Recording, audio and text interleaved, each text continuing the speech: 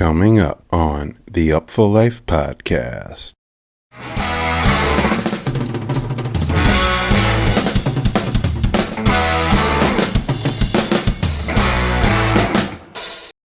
And then we all jumped in the van and became the Hairy Apes, and we had nothing. We had 4 songs and some go-go, and like we were listening to Out to Lunch by Eric Dolphy, Saturday Night Live by Trouble Funk, and Radiohead, you know, that early version of Radiohead, Portishead, trip hop in general, you know, like Massive Attack and that stuff. So that was kind of the template for what the Apes became.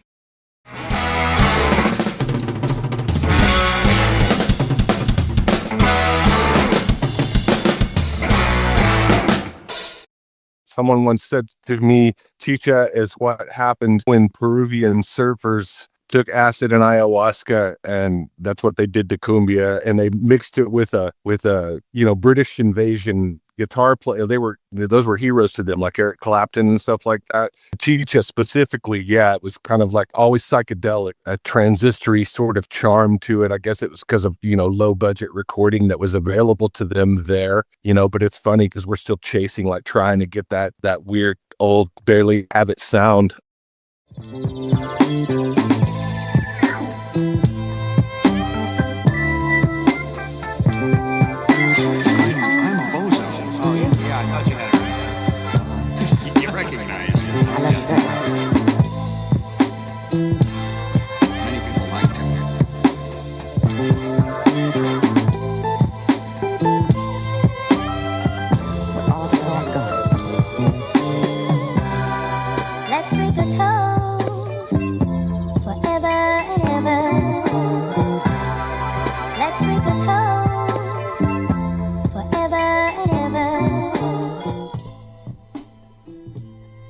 Yes, indeedy. Welcome to the Upful Life podcast. I'm your host, B. Getz, and this is episode number 97, coming at you live and direct from the Vibe Junkie Studios here in Oakland, California. 97 coming at you, and we are so grateful you are tuning in.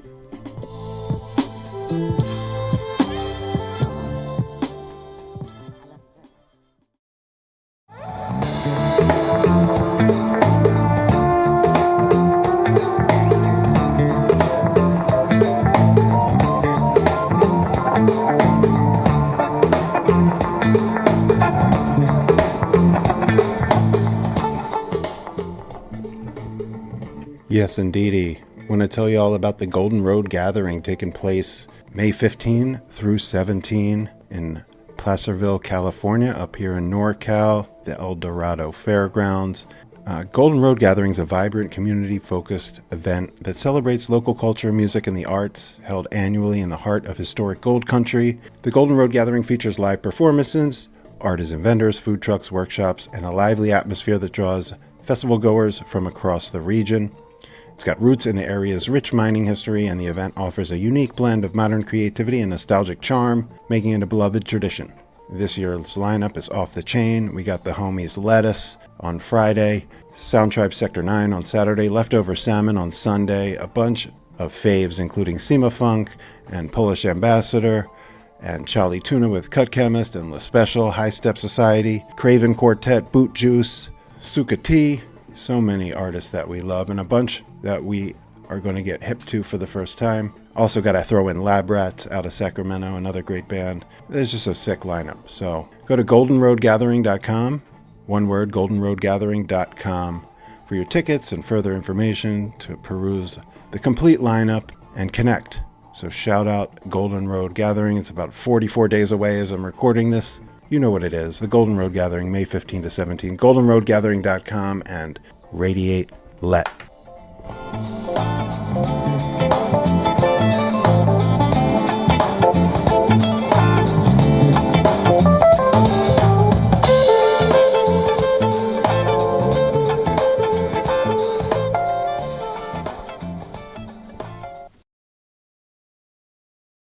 Hey music lovers, this is Nicole, the owner of Four Peaks Medicinals, your women-owned Northern California mushroom wellness brand. We craft a variety of high-quality, locally sourced mushroom products that bring wellness to your daily jam. And we're thrilled to announce we're not just about mushrooms, we're about music too. Four Peaks Medicinals is one of the exclusive sponsors of Golden Road Gathering, May 15th through the 17th in Placerville, California, and the official wellness partner at High Sierra Music Festival, July 2nd through the 5th in Grass Valley, California. Find us on Instagram and Facebook at Four Peaks Medicinals. That's four, spelled F-O-U-R. Or check out our website, fourpeaksmedicinals.net. Join us for sips, samples, and wellness vibes. Let's adventure into wellness, one festival at a time. See you there.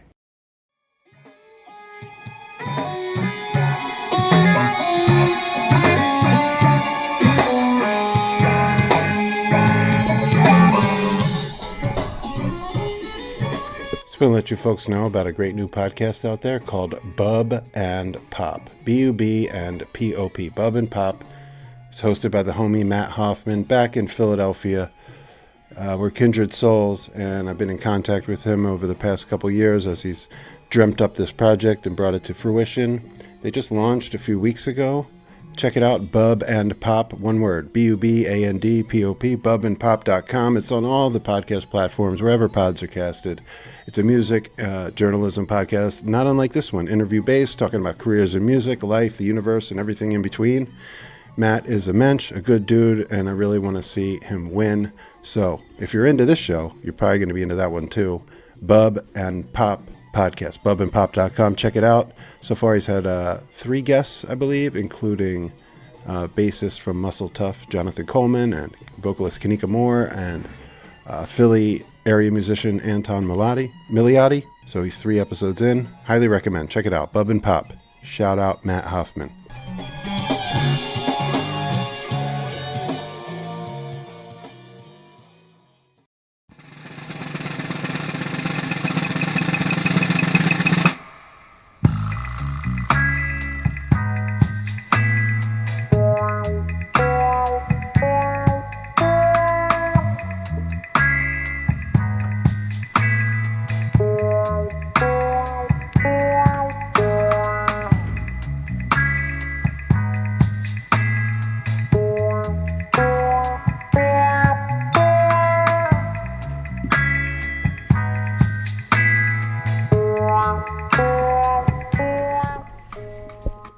Yes, indeedy. And we're back, episode number 97. The march to 100 continues. Thank you, everybody, for tuning in, for showing love. Please, like and subscribe to this show. Smash those subscribe buttons. Really goes a long way on those algorithms. And if you're picking up what I'm putting down, please rate and review the show on your podcast platform of choice. Apple Podcasts is the most effective. Spotify comments as well. YouTube comments, really wherever you cast pods, please rate and review the show. It's a big help. And if you want to holler at your boy, send an email to b.getz@upfullife.com. That's b.getz at upfullife.com. I love to hear from the people with suggestions and reflections, constructive criticisms, what have you. And if you really want to support what I do, especially in the parenthood era, send me a few dollars from making you holla. There's a support button on the top menu on upfullife.com. It goes to a Venmo. And if you prefer not to use Venmo, you can just send an email, b.getz@upfullife.com, and we can certainly figure something out. I've got a patreon.com/upfullife if you want to get involved over there.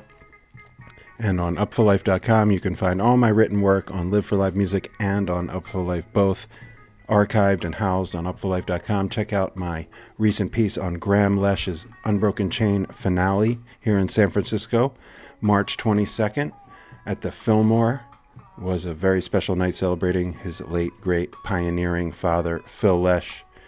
Really an amazing experience, not unlike the one we had for Bob Weir a couple months earlier. You can also check that out on upfullife.com and Live for Live Music. It's been just really healing to be a part of closing the Grateful Dead chapter right here where it all began in the Bay Area. I also have a piece up on upfullife.com about Cyril Neville and Omari Neville coming through the East Bay for Fat Tuesday. And we're really looking forward to Jazz Fest. Taking the whole fam, the wife, my son. Jazz Fest, Lettuce's debut. Jazz Fest second weekend. It's going to be quite the trip, and I'm very much looking forward to that. And yeah, wanted to put a couple things on y'all's radar. I'm putting out an article about this great band in New Orleans called Atom Cat. Should be up right around or shortly after this pod drops. You can find it on upfullife.com. I appeared on no less than 3 shows since we last spoke. Did a D'Angelo kind of interview / reflection on a video show by Delta Bravo. It's on YouTube. Link in the show notes. Hosted by the great artist Andrew Katz out of DC. So that was first. Then I was asked to participate in the Peace and Love cast, which is all dedicated to Soulquarian and D'Angelo diaspora. And the host of that show was kind enough to ask me to offer some reflections on the D'Angelo pod that she put out around his birthday in February. And just this week I appeared on the Dopey podcast once again, although this was for their YouTube daily video show where we discussed the Red Hot Chili Peppers and drugs, framed around the recent documentary film on Hillel Slovak, the original Chili's guitarist, which is now on Netflix. And that could be part of a greater series with me and Dave on Dopey, Behind the Dopey, kind of like the Jerry Garcia thing we did a couple years ago. So that may happen soon, but in the meantime, be on the lookout for those 3 B-Gets appearances outside the Upful Life sphere. And with that, you're hearing Champagne Bubble Bath, a new side project from a couple of the cats in Polyrhythmics. You heard them on the pod a few episodes ago talking about this project. It's out now. I lent my written talents to the rollout and promotional effort. Very proud of that. Super stoked for these guys. Side note, guitarist Ben Bloom recently had a storage facility in Seattle robbed. As you heard on the pod, he had moved to the East Coast. Obviously, he was keeping some equipment still in Seattle. It got robbed. Just today, he posted that 1 guitar and 1 amp was returned through, somebody trying to sell it shady on the humble. So if you're in the Pacific Northwest, go to Polyrhythmics social medias, check out the instruments that are missing and the amps and all that. You can keep your head on the swivel up there in Seattle. That's good karma. Obviously, a fan did exactly that, and the day after his birthday got Ben 2 of his most treasured instruments back to him. So always some good stories and silver linings out there amidst the dystopian chaos. And with that, you're hearing Spody Odie Dopalicious, the classic Outcast track from Aquemini, interpolated by Champagne Bubble Bath. And now let's get into episode 97. Yes, indeedy.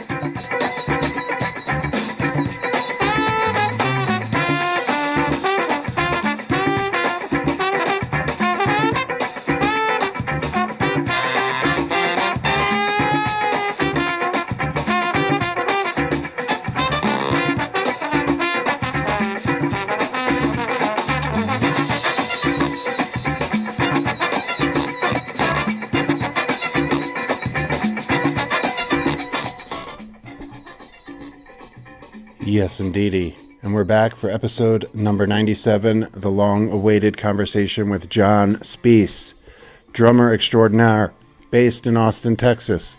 You're hearing him right here with Brownout, doing Fight the Power, part of their Public Enemy tribute, Fear of a Brown Planet. You might know Brownout. If you don't know him from their Mexicali funk steez, you know him from Brown Sabbath, their iconic Black Sabbath tribute side project. And really anything John touches is gold. I first heard him play in a kind of one-off Marco Benevento Trio, 2011 Megalomaniacs Ball Jazz Fest, Howlin' Wolf. It was Reed Mathis and Marco and John, and he blew me away that night.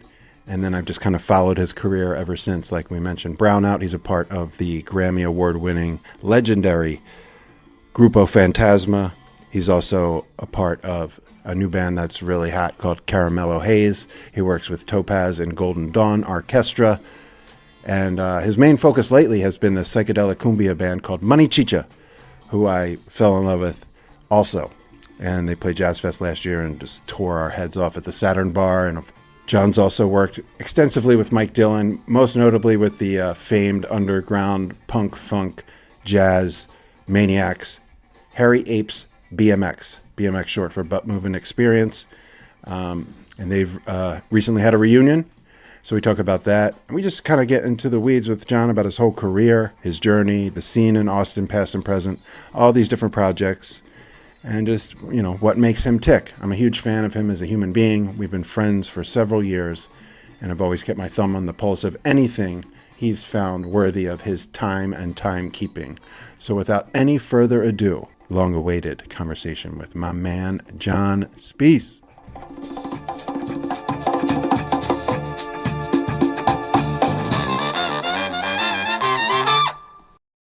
All right. Well, long awaited, long overdue. I'm here with my man down in Austin, Texas, John Speice, member of so many bands. I reeled off a few in the introduction. We're going to talk about a bunch today, but what a joy. I mean, man, I've been a fan of this dude for 15 years and a friend for a dozen. So it's a great day to be speaking with John Speice. Welcome to the Upful Life podcast. Hello, and thank you so much for having me, brother. I'm glad we finally getting to do this. No doubt, man. So, yeah, you know, we can really start anywhere, but I feel like I first saw you play before I even knew you with the Hairy Apes back in the Bear Creek era and down in New Orleans with Mike D and JJ. So there was a reunion of sorts lately. I saw some stuff on the internet about it. You mentioned it.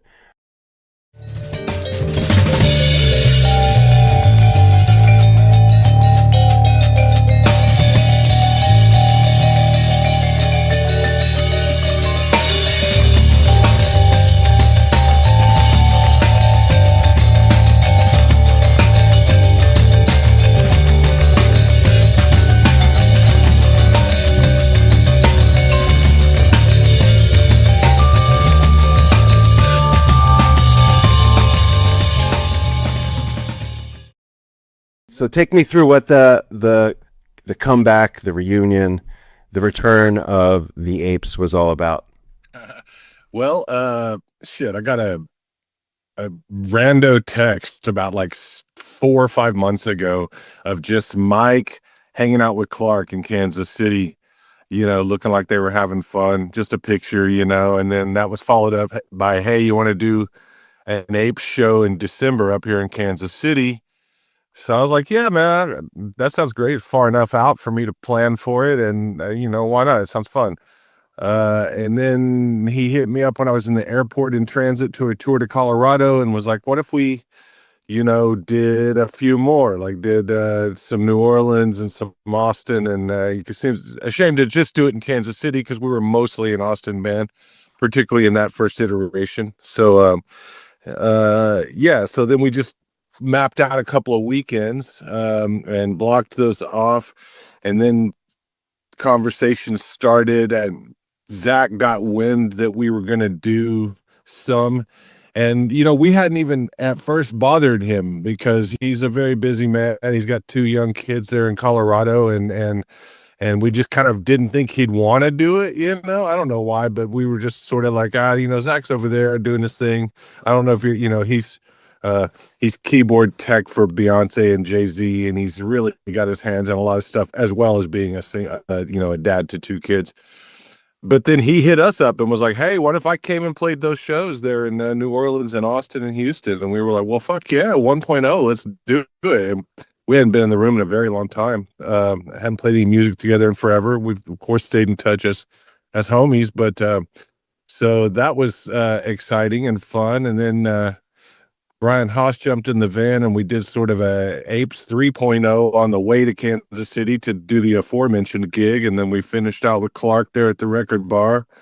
And it was all awesome. And it was all as chaotic as the Apes ever was. I mean, it was funny because we had a set list, which was something the Apes never ever did, and Mike is kind of somewhat allergic to, but it, Zach was like, hey, it would really help me a lot if I knew what songs we were and were not going to play, that type of thing. But man, they were great. It was like a freaking family reunion. Most of the people that came, people flew in, and the people that we saw were, 20-25 years worth of friendship and musical memories and jazz fest memories and jam cruise memories. The drill, just like me and you, it came from back then. So yeah, man, it was super satisfying musically, and it was good spiritual medicine to get back out and expose yourself to the maelstrom that is Mike Dillon. And that's that man. You can't, everyone it would be just repeating what everyone says about him in as much as how busy he is, but like he's constantly going, constantly on. And it was man, fun and exhausting. I'm curious though, because that was a different time in all of your lives in so many ways, like being younger, maybe being a little bit more reckless in this way or that way, maybe not being as shrewd or savvy or jaded by the music industry. And also the music itself is like, very like hyper energy, like full throttle, which we can acknowledge is a younger man's game. So what's it like being where you're at in life, or Mike where he's at, and like, I don't know, like putting on that costume again and becoming that band 20 years later? Yeah, that was a real trip, honestly. I mean, I think Mike has kind of maintained through the years his punk rock, freak flag, whereas I've kind of gone mostly into just large ensemble playing and no one's jumping around the stage, and it's just more of a different thing. So for me, it definitely was like flexing a thing that hasn't really been getting flexed very much. I had some leg cramps in the middle of the night, but we I don't know. I told him, look, I don't want to. Here's the thing. I don't want to pretend I'm younger than I am. I'm all about energy, and I'm all about playing these songs with energy. But like, I don't want to like come out here and like just like, hey, I'm fucking 30 again. Like it just doesn't work that way. But we settled into our old language and our old, I don't know. It worked. And he just took the point man on being the crazy guy or whatever, but we all still kind of have that in us, and it definitely was triggered when we got on stage and played together.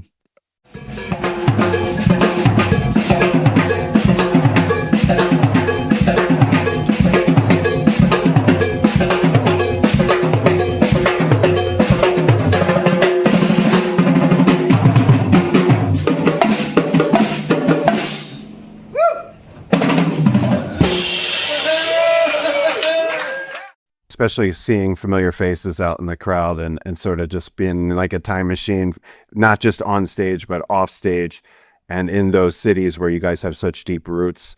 Yeah. I hope I get to experience the Apes again. What I learned way back when was you guys really had a cult following, and there was just it was small, but really hardcore, really devoted fan base. A buddy of mine, Edo, out here, he's a Philly guy, but he lives in San Francisco.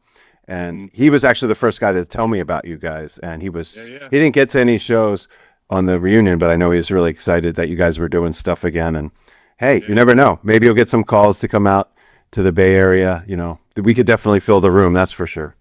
Hell yeah. I remember Edo, and there was a lot of stuff like that. People were showing up with adult children like I got, and so, that was a pretty generational weirdness. And my kids, like, it was funny because like they were too young to remember anything about it musically, and they're not, they don't listen to anything that sounds like the Apes. And so, but they loved it, they really loved it. It was super fun and satisfying to like, have my youngest, who's like a classical oboe player, being like, we should make some classical arrangements of these songs. I'm like, of the Apes? Are you fucking kidding me? All right, cool. Go ahead. Um, but yeah, that was a trip, and we are gonna do. I think I already told you this, but we got second Saturday there at Jazz Fest at Broadside, just on the strength of how good the very first show went. The guy loved it, and he's like, "I want this lineup back." So we're gonna try to get that to happen again with Zach, and I would, never ruling anything out. I mean, the thing about Mike is like he blows up ensembles all the time, but like he never ever quits an ensemble. The Apes never officially said, "Hey, we're done and never playing again." I played with them in, Go Go Jungle, and I played with them in Mike D band, and I guess, I've jammed with them in Punkadelic, so. And what I, take away from the Apes thing, in terms of a feeling of pride, is that we were kind of the template for all of those bands that came after, because Billy Goat was before, and that was guitar, tribal, and we had some elements of that, but it was a real break for him to go with vibes as a lead instrument and no guitar. And he's since, done that, and he's kept a lot of those songs, in his set list, which it continues to grow and grow and grow. And so, I always tell people, like, the Apes, we were sort of what would you say, the proof of concept of the later Mike D iterations, You're like the Sam Hain between the Misfits and Danzig. Proof of concept. I mean, Sam Hain, Danzig was like just a graduation from the Sam Hain. A lot of the same songs are on the first Danzig album. So yeah, that was what I jumped to. And I might have been confused. I mentioned JJ, but JJ was Go Go Jungle. He wasn't Harry Apes. Am I right? He was the original Apes guy. Okay, I thought so. Yeah. Oh, wow. And JJ were in Billy Goat, the Kansas City version of Billy Goat, because there was like the Texas version that got really, really big, got signed to Hollywood Records, and they were kind of like the next big thing, after like Fishbone and the Chili Peppers, they were contemporaries of theirs. And all of us in Texas, huge fans, and we're just like, this is it. This is what's about to happen, And then that shit just went boom, and like one tour blew up.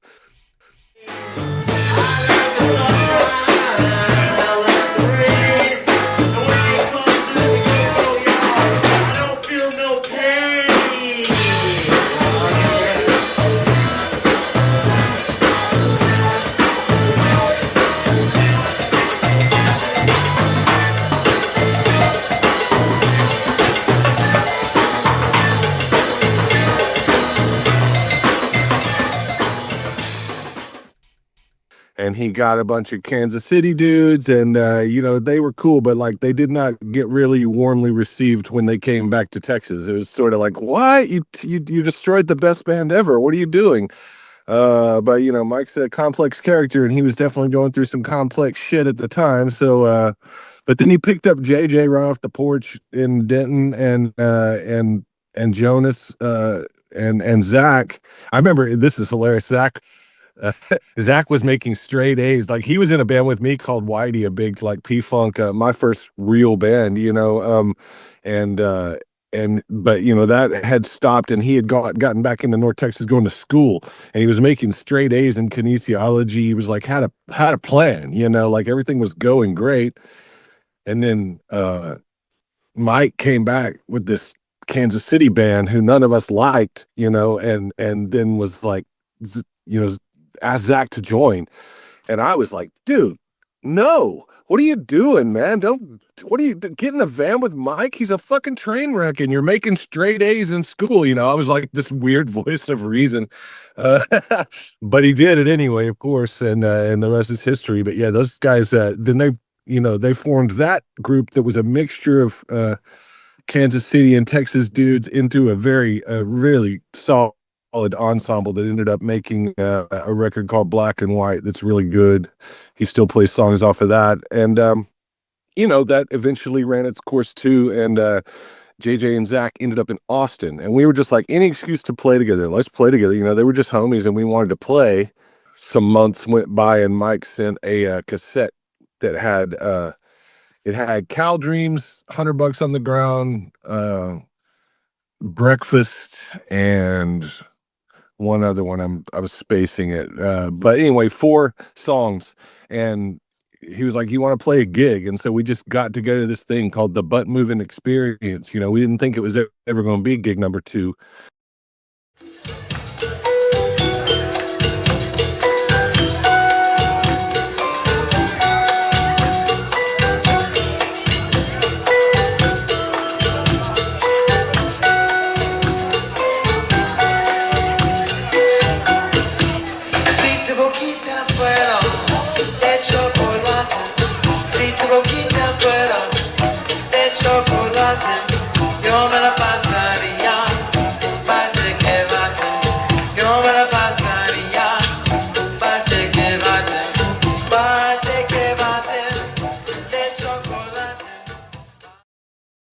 After we played it at the Flamingo Cantina here, he was like, I got some gigs booked in Kansas City, you know, and the Midwest. Because he never, like, you know, the band blew up, but he had gigs on the books, and he had a van payment, so he was going to go be doing them hell or high water, you know. And then we all jumped in the van and became the Hairy Apes, and we had nothing. We had 4 songs and some go-go, and like we were listening to Out to Lunch by Eric Dolphy, and Saturday Night Live by Trouble Funk, and Radiohead, you know, that early version of Radiohead, Portishead, trip hop in general, you know, like Massive Attack and that stuff. So that was kind of the template for what the Apes became. But yeah, those guys had roots in Billy Goat. I kind of rambled on there. No, this is one of my favorite parts of doing the show, is just accidentally just uncovering history. And Mike was on the show a long time ago and talked about a lot of this stuff, but you know, this is good context. And, you know, I just learned a lot just by you taking us through the sort of evolution. And you can also get a look at why Mike is the way he is, like as far as the constant go, and the projects and stuff is how he operates, you know, whether it's like a van payment or a need to fulfill gigs, or sometimes, you know, like free time is the enemy for guys like me and Mike, you know. Yes, so yeah. It can really give us some insight into that manic creativity, prolific nature of this guy who's still going. And I also find it really interesting. You are a member of these eco universes of musicians that then break off and coagulate into these different projects. You were in the era we're just talking about, this hybrid punk funk space jazz thing that I guess is kind of a Denton diaspora, if you will. And then also your current Austin family of bands, which is, you know what, a quarter century deep now. We can reel off a bunch. We're going to talk about them. So how does one find themselves in these like vibrant, you know, these art scenes down there? Because like one is so, it would really just another universe from another. Yet you are so active in both. So I just wanted to try to wrap my head around what it's like to be John Speice in like these family of bands. Yeah, man. Well, you know, when I got off of the road with the Apes kind of semi-permanently, you know, I was having young kids at the time, you know, and it's not easy to be touring and in that sort of way. I wasn't, you know, we were always so niche, like you said, you know, in terms of we were never expecting to, you know, to grow it up or whatever into something like, say, our contemporaries, like, say, Galactic. I remember seeing Galactic play to 70 people here in Austin, you know, and Grey Boy All-Stars, Medeski, Martin and Wood. I saw all those play to less than 100 people, you know, at the very beginning. And it was a really vibrant and exciting time in music, particularly because instrumental music, you know, MMW was like, oh shit, like, look at that. People are like, you know, and then that introduced everyone to like Jimmy Smith and real deal organ trios too, you know, if you just had any curiosity. That was really a fun part of doing this reunion, was kind of going back and listening to the stuff that I listened to at the time. You know, drums and bass was brand new, you know, and everybody, even Galactic, you know, had a little moment of drums and bass in their set. Everyone was doing a little bit of, you know, sampling of those different cultures, and it was just really accepted within what now is the jam band scene. I don't know what we called it then. Maybe it was that then, but there was just this wide open notion of like, man, if you like it, play it, whatever, it's cool. There's no rules. But when I got off the road, you know, it was a relief in a way, you know. I like that type of manic thing and that low money and that niche appeal had run its course with me in a certain sort of way, and I was like wanting to see what was next, but didn't really have a plan, honestly. And I was super influenced by the first generation of Warp Records artists, Apex, Autechre, and most importantly, but then like Apex and Square Pusher.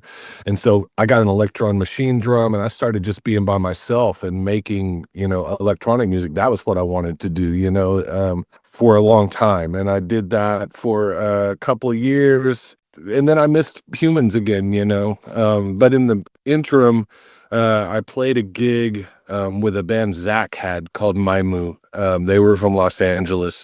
This exceptional singer named Juliana Sheffield, who lives here, and Zach had made this duo, somewhat trip-hoppy, great band. And we played a gig here at the Electric Lounge, which is now gone. Great fucking place, but with Brad Hauser, rest in peace, was based on that. David Garza was on that gig. Myself, Juliana, Zach played as a sort of an Austin version of Maimu. At that gig, Adrian Quesada showed up, and I knew him. Apes and Grupo Fantasma basically started right around roughly the same time, and had very different paths, like different scenes across town, like they were the Empanada Parlor band. We were over here at the Mercury White Rabbit, so we didn't really cross paths with them too much. Anyway, he came out to that show and he put the first Okote Soul Sounds CD in my hand and was like, man, do you want to play or record? I can't remember what it was. I don't think it was a gig. I think it was a recording session, but he's like, I think you'd be great in this. I was, of course, a huge fan of Antibalas already, and Martin is the other part of Okote Soul Sounds. And so that was the beginning. That was like the very door in to what was the next chapter for me in Austin. Via Adrian, I met, the dudes that are still my musical, collective now that these four bands have been formed out of. So that was a real serendipitous moment, and it really, I got to thank him for introducing me to what became my life, soon after.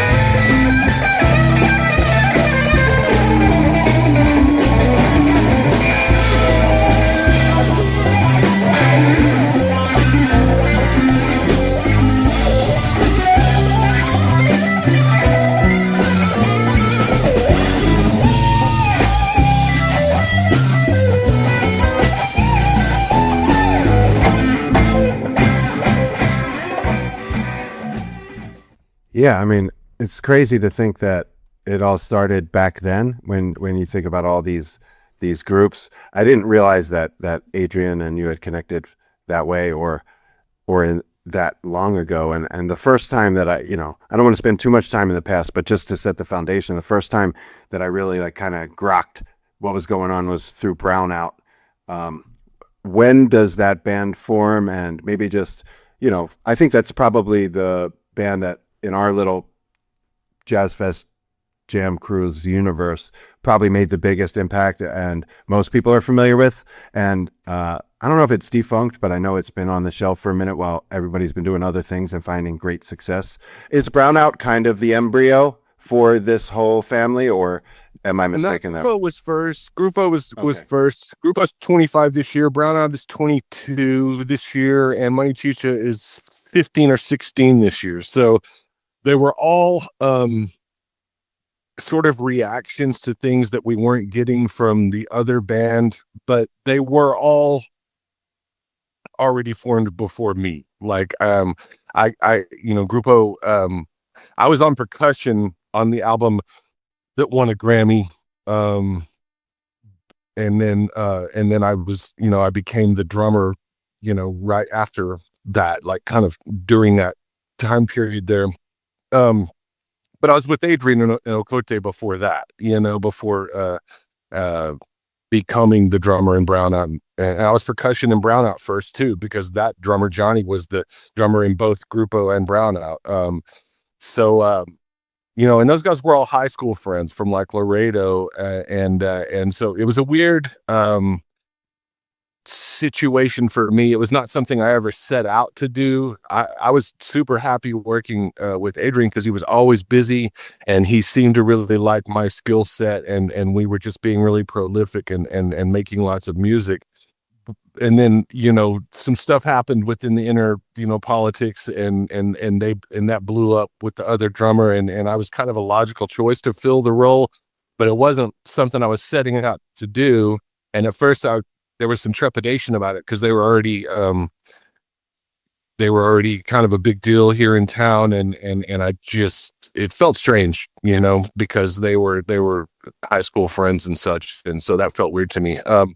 But it happened and it is still happening, so that was cool. And, Adrian, like the way that I got into Brownout, this was super weird. I just recorded myself a position in Brownout because, they were recording their second record at the same time we were recording the second Okote record.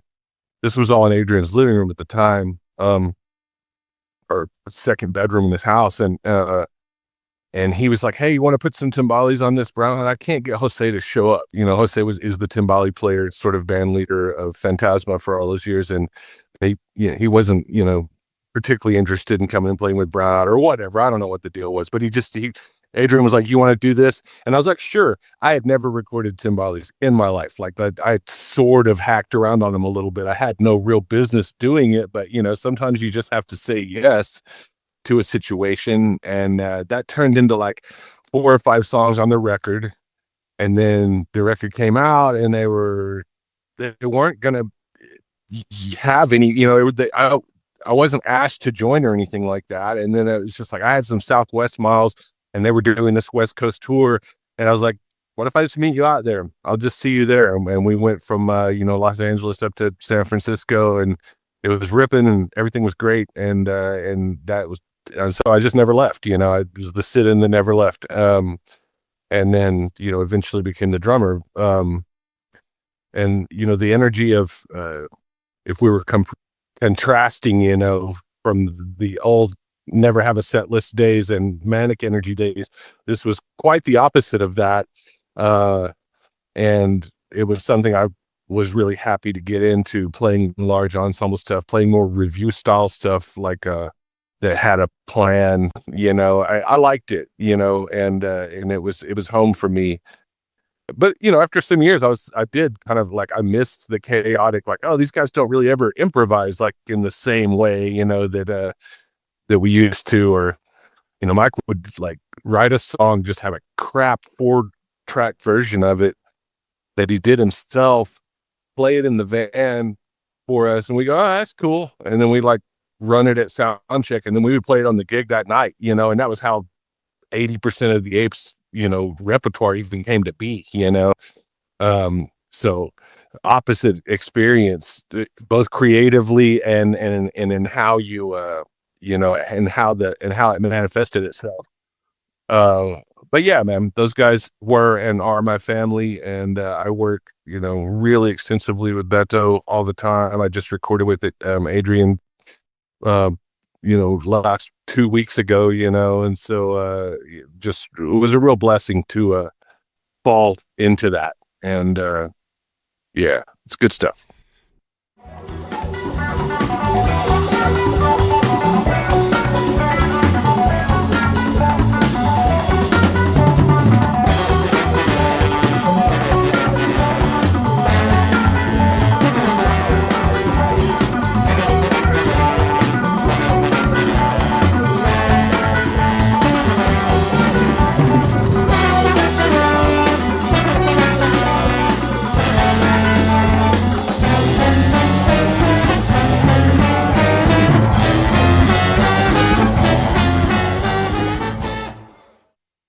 Yeah, I mean, it's such a prolific family of artists, and everybody's seems to be just doing uniquely different but equally dope shit together. with different configurations and different iterations and such. So it's beautiful to watch from afar. You mentioned the Grupo Fantasma, 25 years. There's an album that you referenced that's in its final stages, commemorating a quarter century. What, I guess, because you're a Grammy-winning band, and I saw you guys play the Cultural Tent at Jazz Fest. You also played on Congo Square. For those less initiated, what, I guess, differentiate the style, the intention, the ethos of Grupo Fantasma juxtaposed to the funk that we're used to with Brownout? How would you describe it? What is the difference or the, modus operandi of Grupo Fantasma specifically? Grupo is a cumbia, like a Latin funk orchestra, but most specifically, it has two singers, and that and the songs are about singing. And Brownout was born out of a desire to play instrumental funk music, and pretty simply that was I think following the artistic aesthetic of 1968 to 1975 funk from around the world, but like particularly bands like Simande, and as far as the Latin side of it, but like certainly Earth, Wind and Fire, just a horn band without the singers, without necessary and just to play the funk music that everyone had in their collections. That was that. And then Money Chicha, the reason it's called Money Chicha is because we needed something to do when the other two bands weren't on tour to make money. And so like it started as very much a tribute band to like Afro sound and Discos Fuentes and what is the roots, Colombian and Peruvian guitar driven cumbia sound. So at first, it's like all the classic covers, MS Phonica and the ones that everyone's played, that everyone's heard. The first record was, we had some original stuff and we had some covers. And the second record, we met a gentleman named Juan Carballo, and he was one of the original Peruvian chicha guys. Like it's his guitar playing on Chacalón and like a bunch of this stuff. And he was an awesome validator of what we were doing. And on that record, the first half of it is all like his songs with singing, real classic. And then Outer Space is the second record. And then this one that just came out, is kind of like what it's evolved to, our voice within it. And the reason I jumped so quickly between those three is because none of the bands are defunct, but like they all have more moving pieces than Money Chicha, and so like Money Chicha was also easier to book. There were no singers, there were no horn players, and we could take lower money to play and just wanted to. And then that's eventually blossomed into, what it is today, which I think is like our kind of stamp on what Chicha even is. And yeah, we're real proud of all three bands, but that's how that came to be. That's how those three bands came to be. Yeah. I love that. And thank you for explaining the nature of the band name. It fills in some blanks. So again, I'm going to ask a lot of like, explain it to me like I'm fives, because I want to know. And also because, our listeners, some of them aren't in the deep end of this sort of well of music and culture. So I just the basics for me was around 2016-ish. A DJ friend of mine out here was a big house head, made this just drastic pivot to what records he was playing. And he was playing like this very organic cumbia electronic, like at the early part of that wave. I'm sure you guys were way earlier than that, but I'm just saying that was how it was kind of introduced to me out here in the dance music scene. Brian, I hope you're great. Thank you for that tip.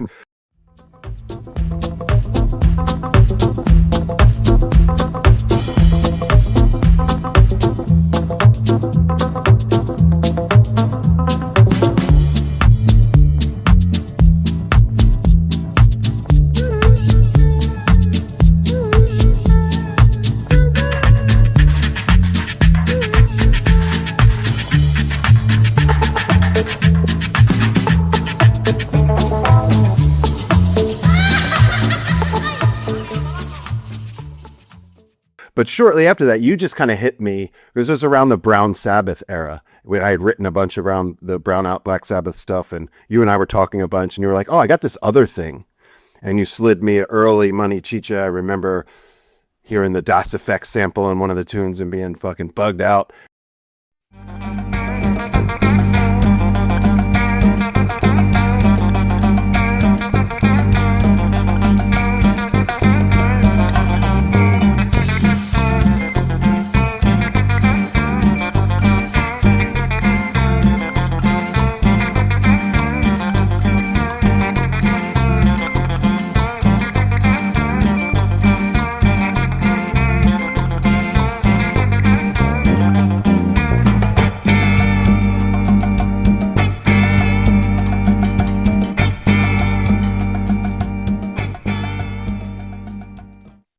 That was just like the seed planted for me, was just you and Brian kind of just hipping me to this world I was totally unawares. I've never traveled down there, and I was just unfamiliar. So here we are, a decade-ish later. You're on your third record. You say you finally kind of like found the voice of the band now, instead of kind of it being like a side piece, but Money Chicha has evolved into its own entity.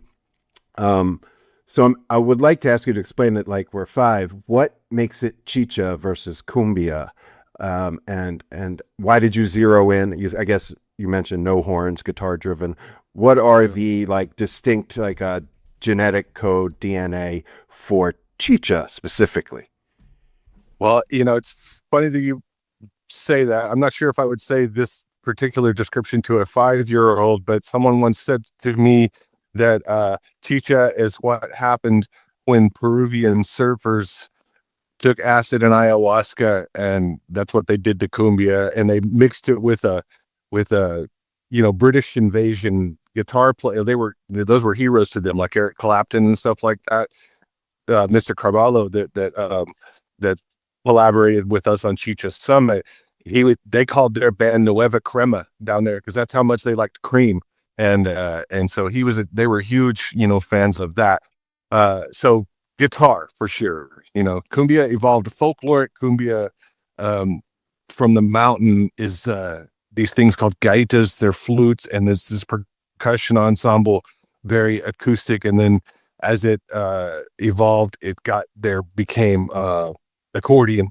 And then, it moved north and in different directions, came up through Mexico and stuff like that, and a bunch of important artists took it in that direction, and it melded with German and Czech culture, right around the Texas border as well.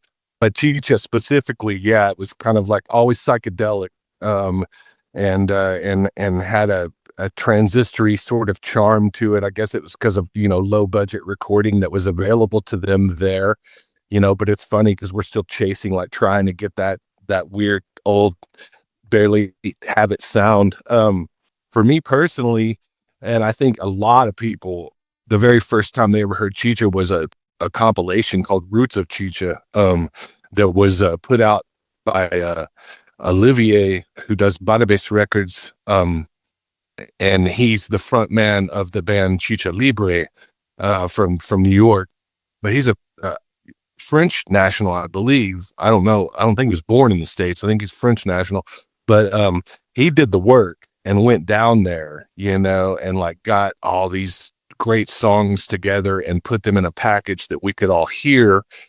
When I first moved to Austin, a guy named Brian Ramos, who was he was the first lead singer of Grupo Fantasma, he gave me like, I don't know, 8 gigs of music. He's just like, here, people would just hand people thumb drives, back then. And the very first thing on it was Roots of Chicha. And the very first song on it was a song called Danza de los Mirlos, by Los Mirlos, which is the first song on Roots of Chicha.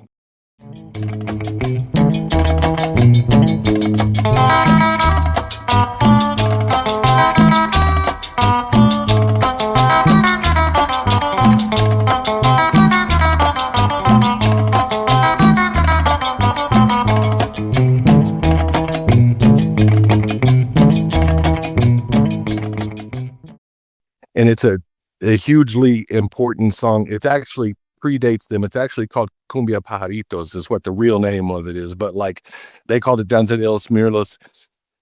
And literally from the first 2 seconds I heard it, I knew that shit was going to be important to me. I was just like, man, this is undeniably great. Like, what the fuck? And and that's the way I feel about Chicha in general.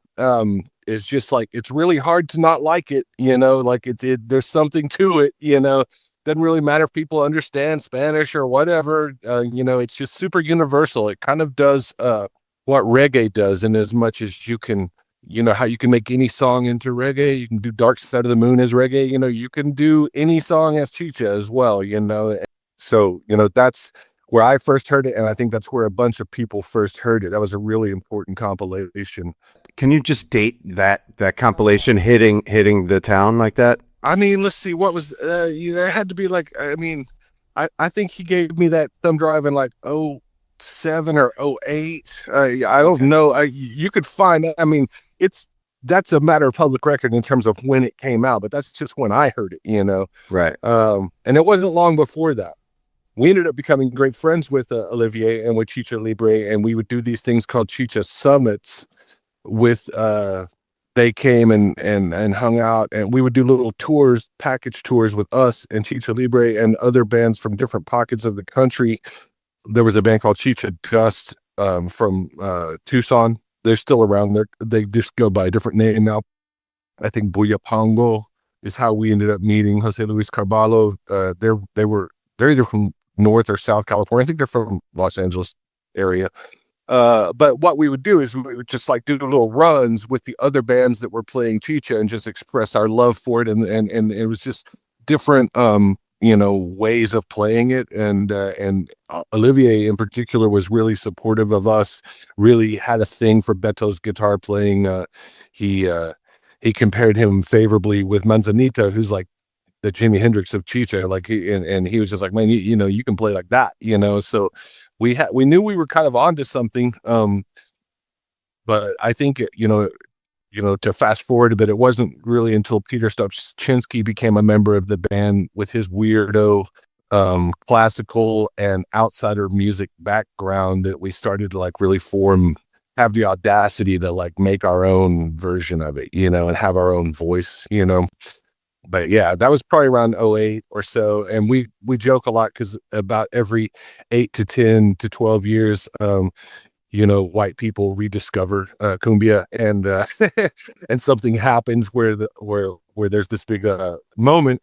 And what that is right now is there's a band called La Lome from Los Angeles League of Musicians, and they kind of came out the box fully prepared with video and font unity and a look and a style, and they were just basically playing those old Discos Fuentes songs, very much like tribute band style, but like the producer Elliot Bergman got a hold of it, and he's homies with Beck, and Beck heard it, and all of a sudden these guys had invented cumbia.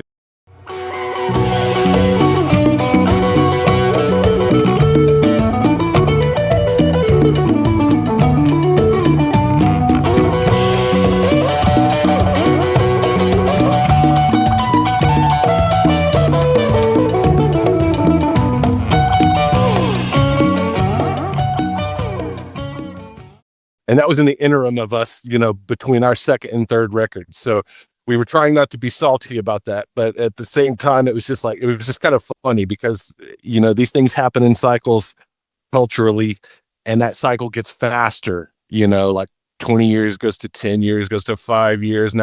I think now we're kind of fucking with the 90s again. Like I'm noticing Limp Bizkit is up, like relevant again. And we just did a goddamn Apes tour, So these things come back around like that. But yeah, man, it's great music.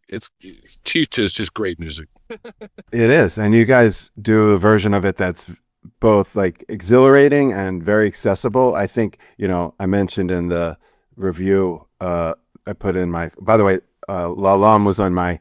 Like, I didn't write about it, but they were on my list last year. I do like that record a lot. I didn't understand any of the history, but I did notice their glow up, their like rapid ascent in this scene and in the big ears world and all that.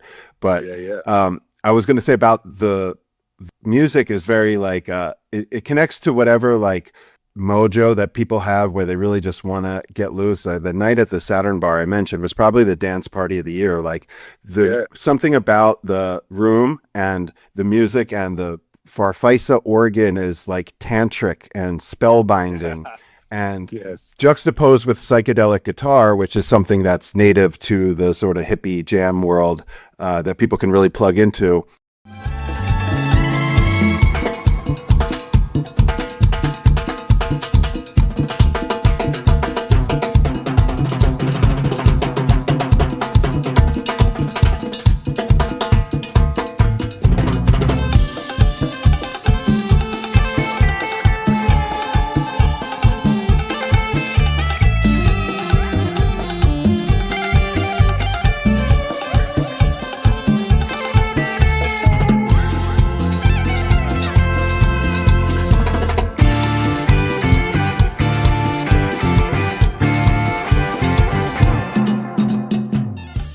It really just checked a lot of boxes and was like undeniably danceable and new to us. Like this version, this like hyper kinetic, electrifying, psychedelic music.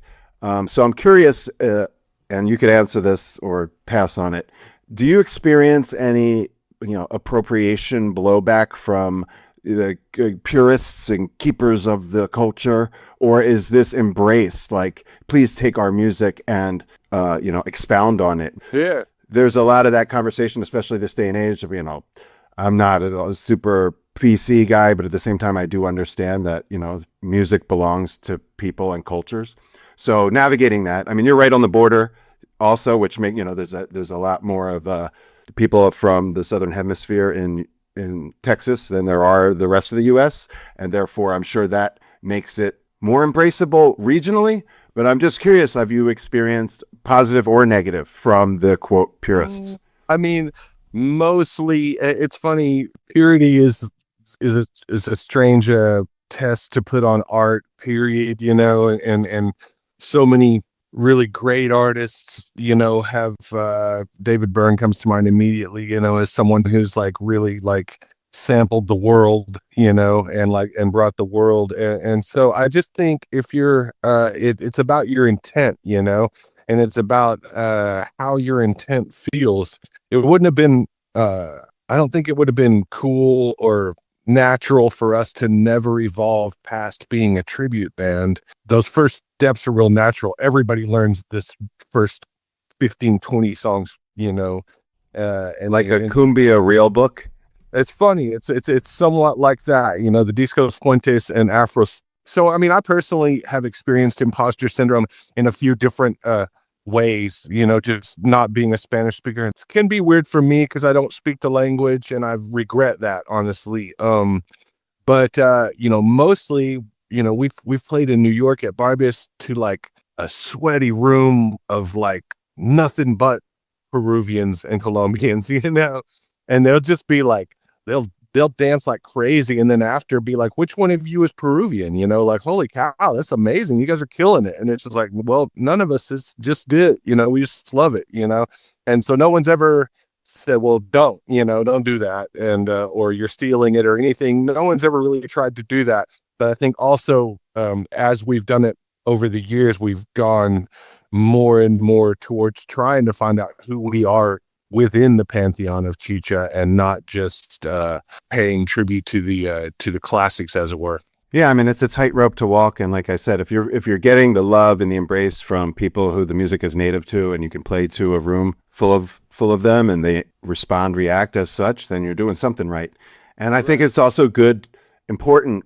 It's kind of why I wanted to ask and spotlight it. Is it's not always appropriation, and when there's the right intention and the right roots, like you said, you were handed that thumb drive of the basics, and this is 20 years later. It's an evolution. Like art, if folkloric art would just die on the vine, if it was tributes and just passed down replicas generation after generation, there has to be an infusion of new color and of new expression relevant to the times. I love that Grupo is celebrating 25 years. I love to hear that Brownout is not defunct. It's just this organism and family of musicians and whatever's happening in that moment we're celebrating that. We're getting behind that. So cheers to 25 years of Grupo, and salute Onde Esoterica, which, as you know, I love very much. We'll have all the links in the show notes to all the records we're referencing here. And speaking of records, I'd be remiss, because I know you're super hype on this other project, which isn't exactly related, Caramelo Haze.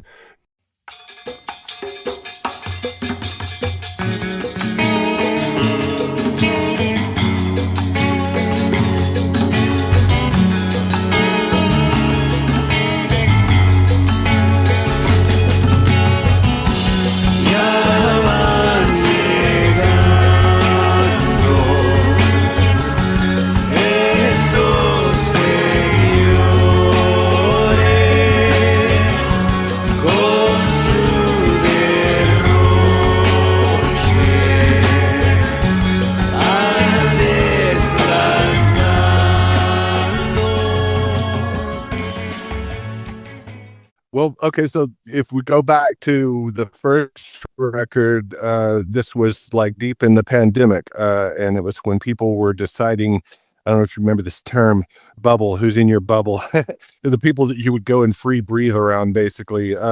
Regrettably, I do remember, yes. Yeah, exactly, yeah. So, Beto has this studio, and we had just done Fear of a Brown Planet and Brownout, and the relationship with Fat Beats was good. They had put out Over the Covers, and they had put out Fear of a Brown Planet, and they were just, and the guy from Fat Beats was, at this point, we didn't even know if there was going to be a business, but he was like, make something, I'll put out something, like we didn't. So we had, at least that, a person that would was interested. But we got in a room, me and Beto and Alex Chavez, great singer, songwriter, historian. He's a lot of things. He's a tenured professor at Notre Dame in Latin American studies. He comes from a family of son huaracho musicians, and Victor Cruz, who's one of the Colombian gentlemen that moved here and taught us a ton about folkloric Colombian music, percussionist, bass player, guitarist, singer, great dude. Anyway, we decided to get in a room together and just kind of record one thing. And then 4 days went by and there were 10 songs and a band. Like, we didn't, it was super unplanned and super organic, but we loved it. And then we were like, it doesn't really make all that much sense for Fat Beats. It's all in Spanish, and it's all, maybe, let's see about putting it in front of somebody that has some reach within the Latin American world. And so that obvious choice was Nacional and Tomas Cookman, who's, great purveyor of all great musics that, goes back a long way. But Nacional Records is, I think, celebrating 30 this year or 20, but that's a great label. And through a friend, we were able to put it on him, and he loved it and decided to put it out, and so everything happened in that way, really organically and really fast. And then we really dug the record. We played ACL Festival down here, did some very limited touring, learned a whole nother way of playing a show because we had switched instruments, and it would probably take 7 or 8 people to play that music, but we only had 4 and no ability to hire anyone else. So I learned, via the internet about running Guide and Slate and how these guys are doing this now in church with the super synchronized lights and the way, honestly, 95% of modern shows are run. You wouldn't believe actually how many shows are clicked out. But anyway, learned how to do that. Enjoyed it. Fast forward, now we have to make a second record, and there's none of that like organic ease is there. Now it's like, can we actually make a sophomore record that is good like the first one that we feel great about? And so we started some writing sessions. I remember I just showed up with an omnichord and this weird effects pedal and some samples, and me and Alex and Beto kind of got it started. He came down from Chicago, and we had a couple of writing sessions, and we were like, man, is this good? I don't know. Is this good? It seems cool. And then Victor finally was able to get back in the fold with us, and just all of a sudden it flipped, and we felt like, damn, yeah, this record is actually better than the first one. This is killer. This is, and so we're in the process now of mixing that. And who knows exactly when it'll be out. We're going to meet next week actually and do some final mixing on it, but it's pretty much done. And it's exciting to craft songs with those guys. Well, they're all just amazing artists and amazing friends, so not even comparing them. Alex is just a little bit different case because of his academic background, and I've never really known too many people that had that type of vocal control and just real overview of the music. He runs a band called Dos Santos in Chicago that are great, kind of a chicha cumbia thing. You look them up, they're awesome. He keeps a real high standard of ear and listening, and we're all multi-instrumentalists and producers of it together, and so it's a very satisfying way of creating art that, as a rhythm section player, we don't often get included in that,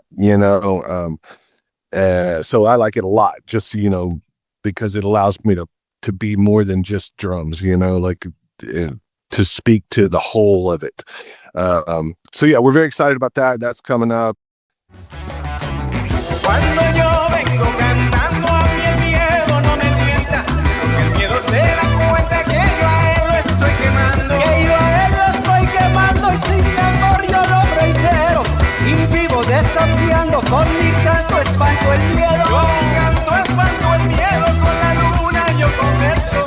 Machete escribo el verso y en el monte yo lo enredo. Y en el monte yo lo enredo entre huertos y veredas. Y recena, rezo y quedo, eco que mi alma lo encierra. Fantasma record just got mastered. There will be another Brownout record at some point. We have to figure out what that is, but it'll happen. And then we're hoping to get out and do some more touring and chop it up with this Chicha record. The thing about working with a big collective of musicians, is someone's always writing something and recording something, and that's how we've managed to stay middle class musicians in Austin for this amount of time. It's just like, man, putting balls in the hopper, keep going. And so these are the things that are happening right now. I'm just feeling a lot of gratitude here at the end of the year, rolling into the next year, that everything from the Apes through Caramelo Haze, is happening, and that those relationships are intact, and that and you can still find solace in a very difficult situation the music business right now is in. I mean, it's suffering top to bottom as a corporate takeover essentially is happening, and so it's like a lot of whales and a lot of fleas, and there's not that in between that used to be there is really hard to operate in. And you're just hoping for a good placement in some, TV show or something, to like keep shit really liquid. But that's where it's all at today. That's the story of Caramelo Haze. Thanks, man. Yeah, I think that the industry stuff aside, and I do want to come back to that, but the moment, or really this kind of era, for better or for worse, I know there's all kinds of political stuff attached to, just even releasing a Spanish speaking album now versus a few years ago. But, I went and saw Adrian and Jay open for Hermanos Gutierrez to a sold out Fox here in Oakland. Yeah. You got Kali Uchis on the charts. Like, there is definitely a market for like a strong, accessible, whether it's pop or instrumental, like Spanish oriented music. I think that the moment is perfect for Caramelo Haze right now. Mm-hmm. If you got the product, like the ears and the peeps and the hearts are out there for this music in a way that maybe wasn't 10 years ago. So I think that should be inspiring, and it's unfortunate that it's couched in this like horrific moment culturally, but also that's often when the best art and most urgent, essential art rises up. And it doesn't have to be protest music. Just by releasing music like this, by making it in these borders, is an act of resistance and protest. And so I'm behind that 1000%. Yes, sir. Before we go, I do want to touch on something you mentioned I was not familiar with, a Ugandan artist that's on Dan Auerbach's label, that you have a role in that record. What can you, I don't want to mispronounce, so I'll leave it to you to introduce the artist and you tell me a little bit about him. Yeah, you're talking about Jon Muq. He just goes by Muq. His last name is, I can't pronounce it either. It goes further than that. So he's thankfully is giving us all a break and just shorting it to Muq. Man, he's a interesting cat that he did like just a cover of Blackbird by the Beatles. He put it on YouTube. Took him like 80 hours to upload it from Uganda, or whatever. And somehow Dan Auerbach heard it, saw it, brought him into the fold, taught him about songwriting. They wrote these songs over the course of about 8 months and recorded this record with Dan's crew there in Nashville, which included like Jay Belarus and just like really incredible musicians. It's super restrained and spacious, no wasted, the songs are short, they're pop songs, not at all what you would expect from a Ugandan artist. Is it's really closer in DNA to the Beatles than anything that you would think of in the African diaspora. But I've been fortunate to be playing with him on and off a lot and recording with him on and off, for the last couple of years. I got a show upcoming with him with a really strong band, and I don't really know exactly what the future holds, but I know that it's been a great education for me to dive into a different bag of my own playing and to appreciate space and silence even more than ever. And he's great. Everyone should check out the album Flying Away from Home. It's out there on all the streamers. And then the second one, he's writing and recording like all over the country. His manager just takes him out to take him to Los Angeles to record with Tommy from Budos, and Diamond West Records out there, or over to New York or over to Florida. Just like he just takes him around other producers right now, and they're just compiling a new record, but it's sounding great. Everything is sounding really cool. And so that's a fun one that's outside of my Spanish speakers world. That's he's a great artist, and I look forward to seeing what happens with that in the next few months here. So I say, don't care what the world will say.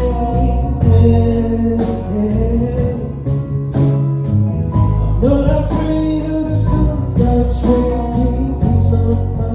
Gotta let it go. I've been a man, I gotta keep on moving. Yeah, it's interesting to hear how the music, is received in Uganda and then reimagined and then makes it all the way back here, catches the ear of a tastemaker like Dan, and then boom. It's beautiful to see, people reach down and give somebody like John a shot like that. And if you find it worth your time and energy, then I'm interested.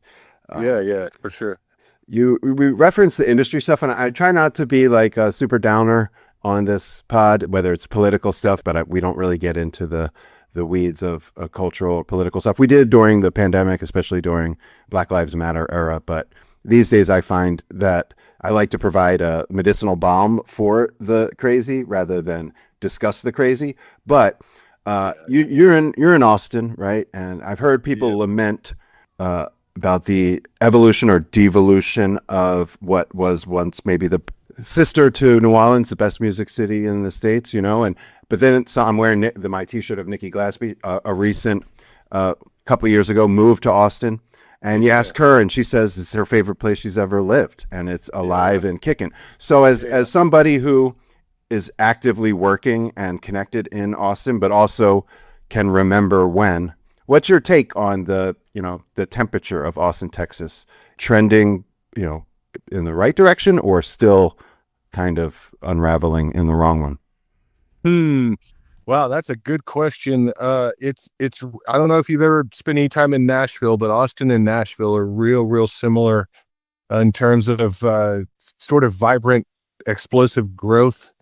With here, that's been fueled largely by the tech industry. There's a lot of video games and code writers here, a lot of Silicon Valley expats here. So there's a lot of California culture that comes with that. And for better or for worse. The worst part is how it clashes with the Texan independence from taxes and government getting in your shit, but like that's all kind of an illusion as well. Artistically, there's more young killer musicians in this town than there's ever been, and it's intimidating, to be honest. Like there's dope stuff happening. Music can't be held down by the shitty parts of this culture.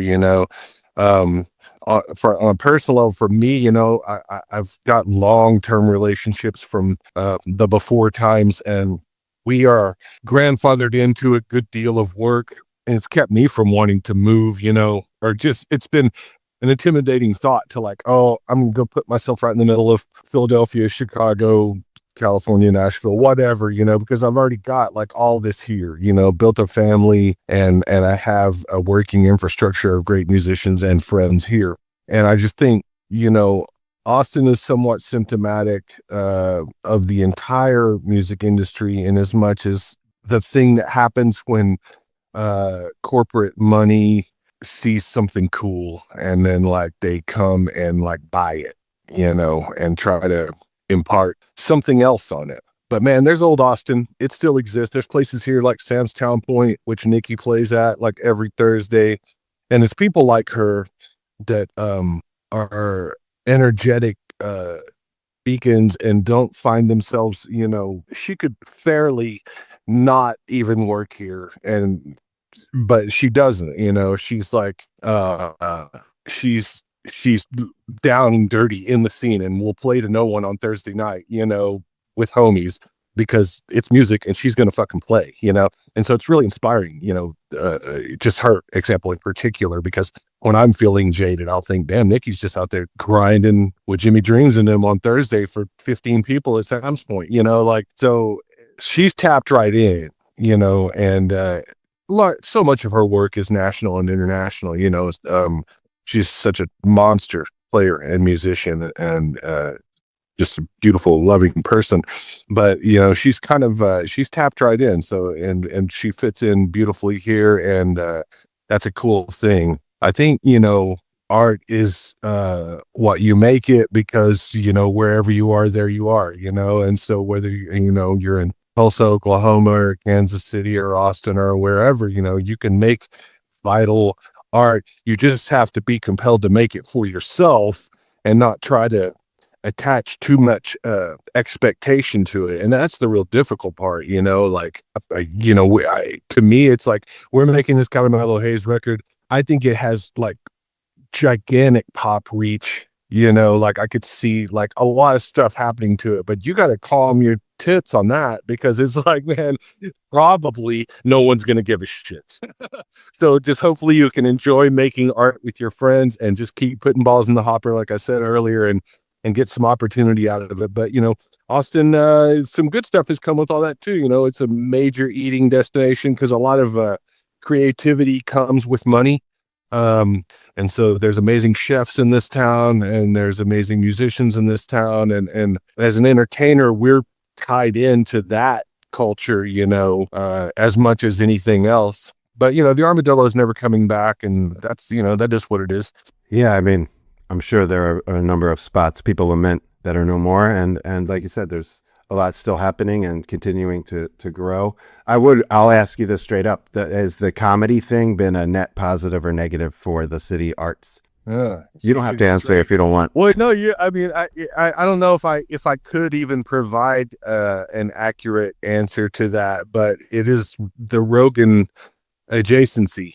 That's what it is. He moved here. He moved that podcast here, and then a bunch of his comedy homies moved here, and then they made their own podcasts, and some of them have like, nah, Austin sucks, I'm going back to Cali, and then some of them have like Kill Tony's like the #1 podcast in the world right now, and I got friends in that band, and they are allowed to, they're playing like Madison Square Garden, like they do 2 nights at the O2 in London. They're doing they play gigantic places, and so I'm happy for my friends that are in that band that are getting to do that. Sometimes they're standing there while some jokes go down that are pretty freaking cringe, but hey man, that's the world we live in. So it's been a net positive for some people, for sure. Yeah, I just think it's another one of those situations where Californians came here and discovered that we live kind of free, and they liked that, and then it turned into its own other thing. I don't agree with a lot of the point of view, but I do agree wholeheartedly that everyone should be able to express the point of view. So that's that's where that is. Freedom of speech is freedom of speech. You can't pick and choose. So thank you for shooting me straight. Comes under the general heading of, man, I'm lucky. Like, holy cow, I'm lucky. I've raised 2 good kids here, and I have a house here, and I've been married for 30 odd years. And it's just like, it's different than most people in this business. A lot of artists, get their personal lives really shredded. And I've been lucky to kind of have my cake and eat it too. Hopefully that's indicative of, some decent choices that I've made about who I associate myself with. And I want to continue that process, but I try not to take any of it for granted, because it's, you just never know if there's going to be a next record or a next tour or a tomorrow or whatever, So, just sending love out into the universe, man. I really appreciate you hollering at me, and finally, after all these years, I think back to you and the Marco Benevento show, and with Marco and Reed there at the Howlin' Wolf Jazz Fest. Shades in the morning begets. I mean, that was the night I crossed the Rubicon and met you, and really, the friendship started. And I look back on that show, man. I mean, that particular chemistry, because I'd seen so many Marco Trio shows with different players, both before then and since. But that was just a unique lineup in a unique moment. And what you brought really changed the sort of texture of some of Marco's tunes in a way that, I mean, it was there with my buddy Scott T, who's like the brother I never had. He married my wife and me. He still brings it up, that Marco Trio show. And so that was the embryo. That's a great place to jump off. And if I can find some footage or audio, I'll drop it in right here.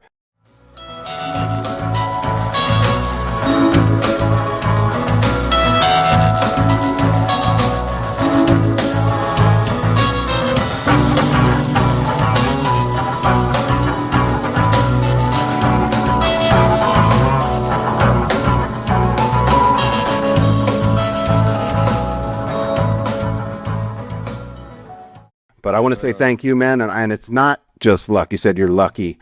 There's luck maybe a little bit, but it's how you carry it, man. It's the partnership you have with your wife. It doesn't last 30 odd years without, investing in it and carrying it the right way. And same with the musical relationships. A lot of bands, find success and then implode. And you're still making music with a lot of the same people you did way back then. And I think that's a testament to how you carry it.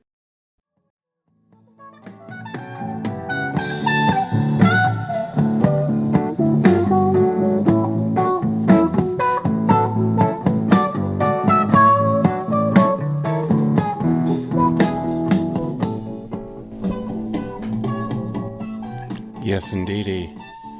Next up, we got my man Johnny Woodstock, checking in from Dallas, Texas. Not a Cowboys fan, though. Actually, originally from the Philly area. That's how I know him. But he hollered from Texas, from Dallas. Speice, on the other hand, is a Cowboys fan, but we didn't get into that. Johnny Woodstock, Birds fan, Philly roots. I met him when I was in high school, and he worked at a store called Woodstock Trading Company, which you're going to hear all about. It was the local deadhead shop. It was my GD education, and Johnny in a lot of ways was like a professor, or at least a guidance counselor. A few years older than me, let us know what tapes we wanted to get, because you could drop off blanks, get them recorded there, pick them up a week later.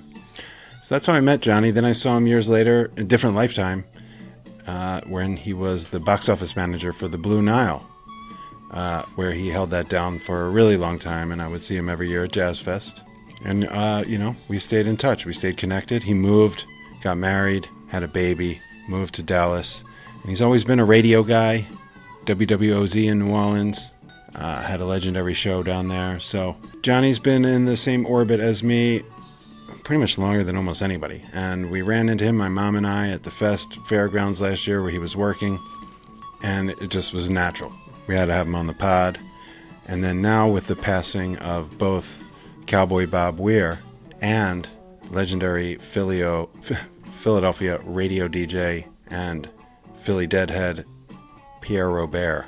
Both passed away in the past few months, and it just seemed like an organic way to work Johnny into the flow. And because his daughter Mariella is also one of the youngest radio DJs in the country and has over 100 shows under her belt, she pops on for a quick chat as well. So since we were teenagers and across the states and the miles and the festivals and the bands and all the things. So please welcome the one and only Johnny Woodstock to episode 97 of the Upful Life podcast. Yes, indeedy.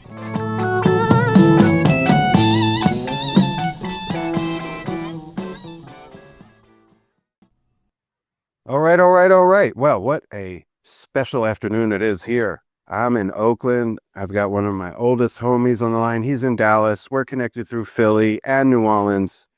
Checks all the boxes. Even got a very special guest coming on at the end of the conversation. Ladies and gentlemen, this is a long overdue chat. Like I said, that kind of has stops on all along my journey, except for a detour into Cowboys country, but that we won't hold it against them. Ladies and gentlemen, please welcome the one and only Johnny Woodstock. Hello, my friend. So good to see and hear you. Yeah, likewise, man. And obviously people just got a lengthy rundown on a little biographical context about you and how I know you and why I love you and why we're talking. But yeah, after we chatted it up at Jazz Fest this year, I was going to try to do it there. I lost my voice, probably fortuitously, because we had some time to kind of map it out and get together. And I'm grateful to be here with you today. Like I said, you're in Dallas, right? I am in Dallas. And once again, thank you so much for doing this, dude. This means the absolute world to me. I love what you do. I love everything that you create. And it really is a pleasure to get to be a part of this. It means a lot. Hey, right on, man. That warms the old ticker. I appreciate you saying that. Always appreciate you listening.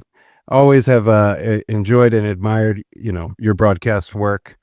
It was like a lifeline to New Orleans for many years, and now, you pay tribute to New Orleans from Dallas. But we'll get into all that. But we're going to rewind and we're going to jump in the Wayback Machine. I always tell people I'm from Philly because I'm really from Jersey-Delphia, and Philly is the closest metropolitan city. South Jersey, technically Cherry Hill, as a youth, when I found the Dead.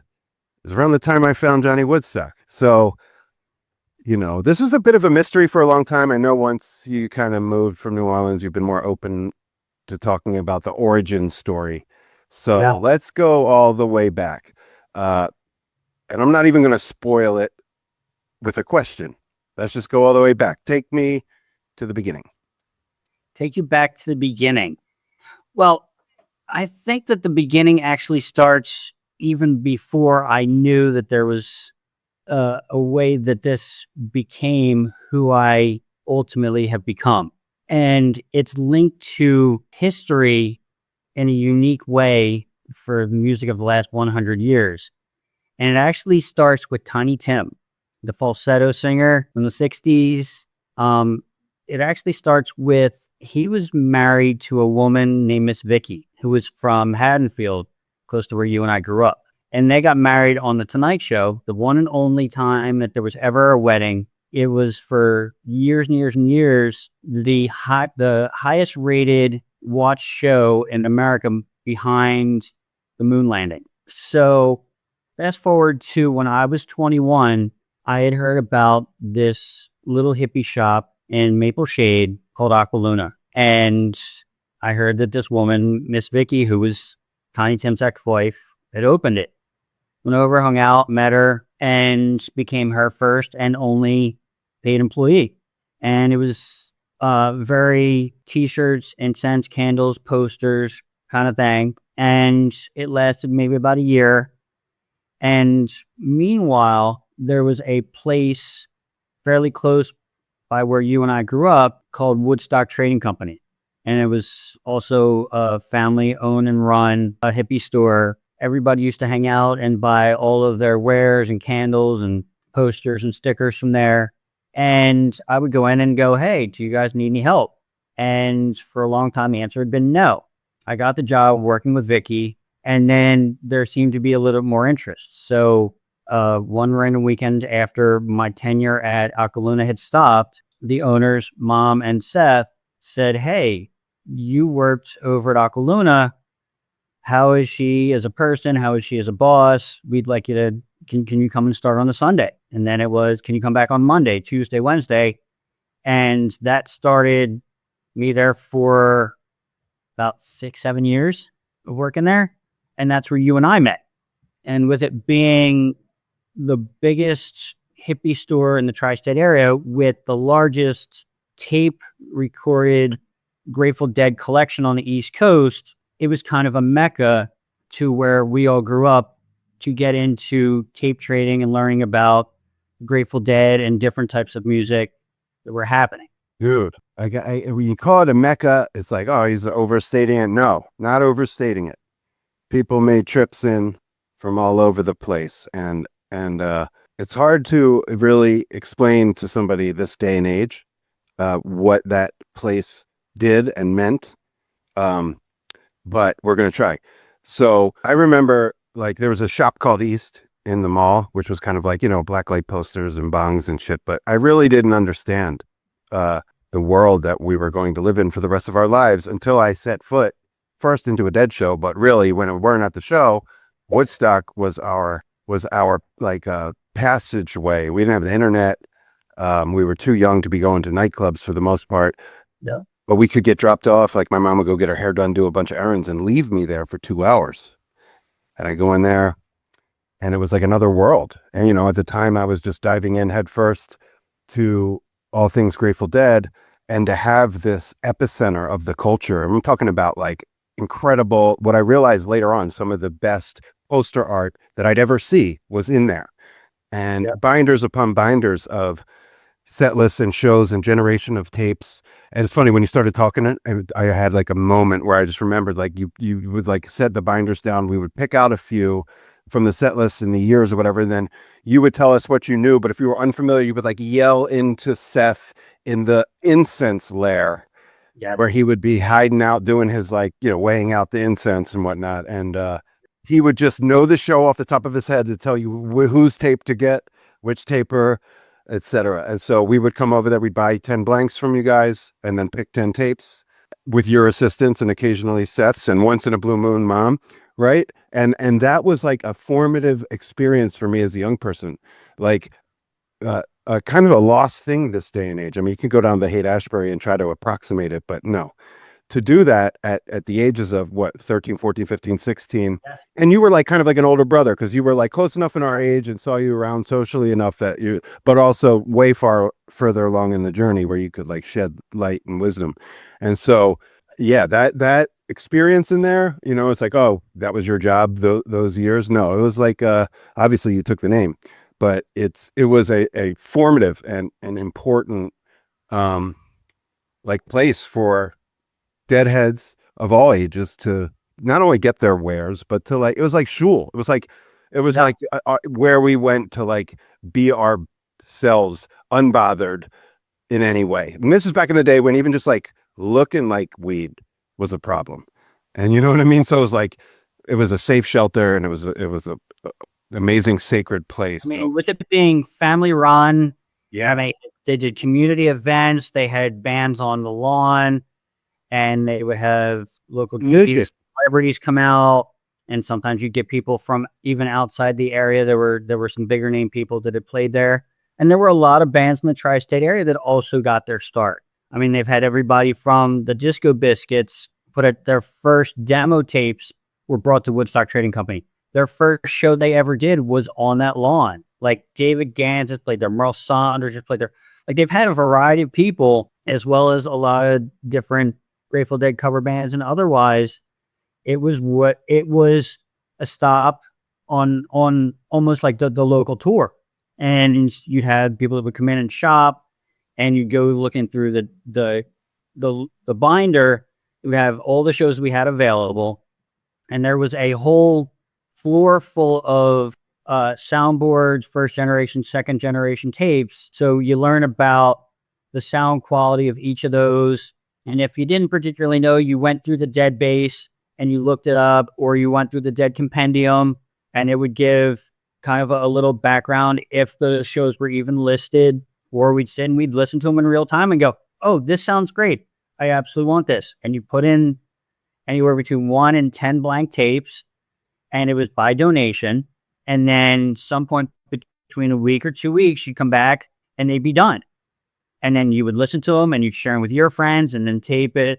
And then you come back and you can always get more. And this was all before CDs, and CD burning was a whole thing. I mean, and we were very much on the precipice of the beginning of the Years for Fish and Leftover Salmon and String Cheese Incident. And that all came in time, but the Grateful Dead was what everything was centered around. And it really changed my trajectory in my life. And I would say probably for you too. Absolutely. I don't know that I would have been able to immerse myself so deeply, so passionately, without so much at my fingertips, and literally like a mile and a half from the house I grew up in. And again, it helped to have a friendly face on the other. You were never annoyed by the questions. You were happy to help us out. Before we get into the next chapter per se, share with us a couple of the formative shows of your time in the Philadelphia general area before you made the move to another Mecca. I would say one of the ones that really kind of stands out, and it's not because of the shop or anything, but it was getting to see the Grateful Dead in 1994. I got to see it, and it really was a game changer. I was at Woodstock Trading Company on the lawn the day that Jerry Garcia died, and knew that I wanted to be part of that family and that community. So that was big for me. I worked for a production company called Goody Goody Promotions. So I saw a wide variety of shows at the TLA, the Troc, the Electric Factory, Hollywood Temple, and a bunch of stuff in the area. And it was work at Barnes & Noble during the day. And then most nights I'd be out catching shows. Totally. We're going to fast forward a little bit here. A, because we have limited time, and B, because, you've been in a number of places. I can remember the first time I bellied up to the window on Frenchman Street to the Blue Nile and saw you on the other side. I'd been coming to Jazz Fest for a few years. So, yeah, we could say a lot of great things about South Jersey and Philly.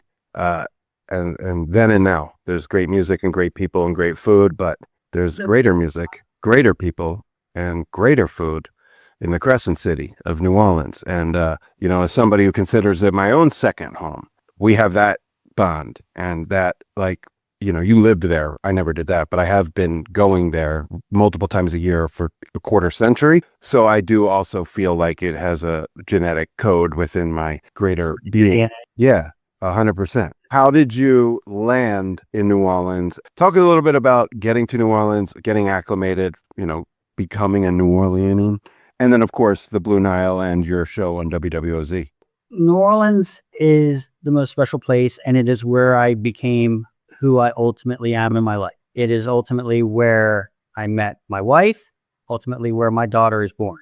I had gone there on what I thought was a vacation week during Mardi Gras of 2005 and had the most amazing time of staying with a friend of mine, a friend of a friend, actually, right off of St. Charles Avenue, right behind the St. Charles Tavern. And in my quote vacation week, I got to see 14 parades in 4 days. I got to go see John Papa Grow at the House of Blues. I got 3 Zulu coconuts and really finally found my place, my home. I knew after seeing Galactic play from midnight till daylight at Tipitina's on Lundi Gras, and I went, I'm home. This is where I need to be.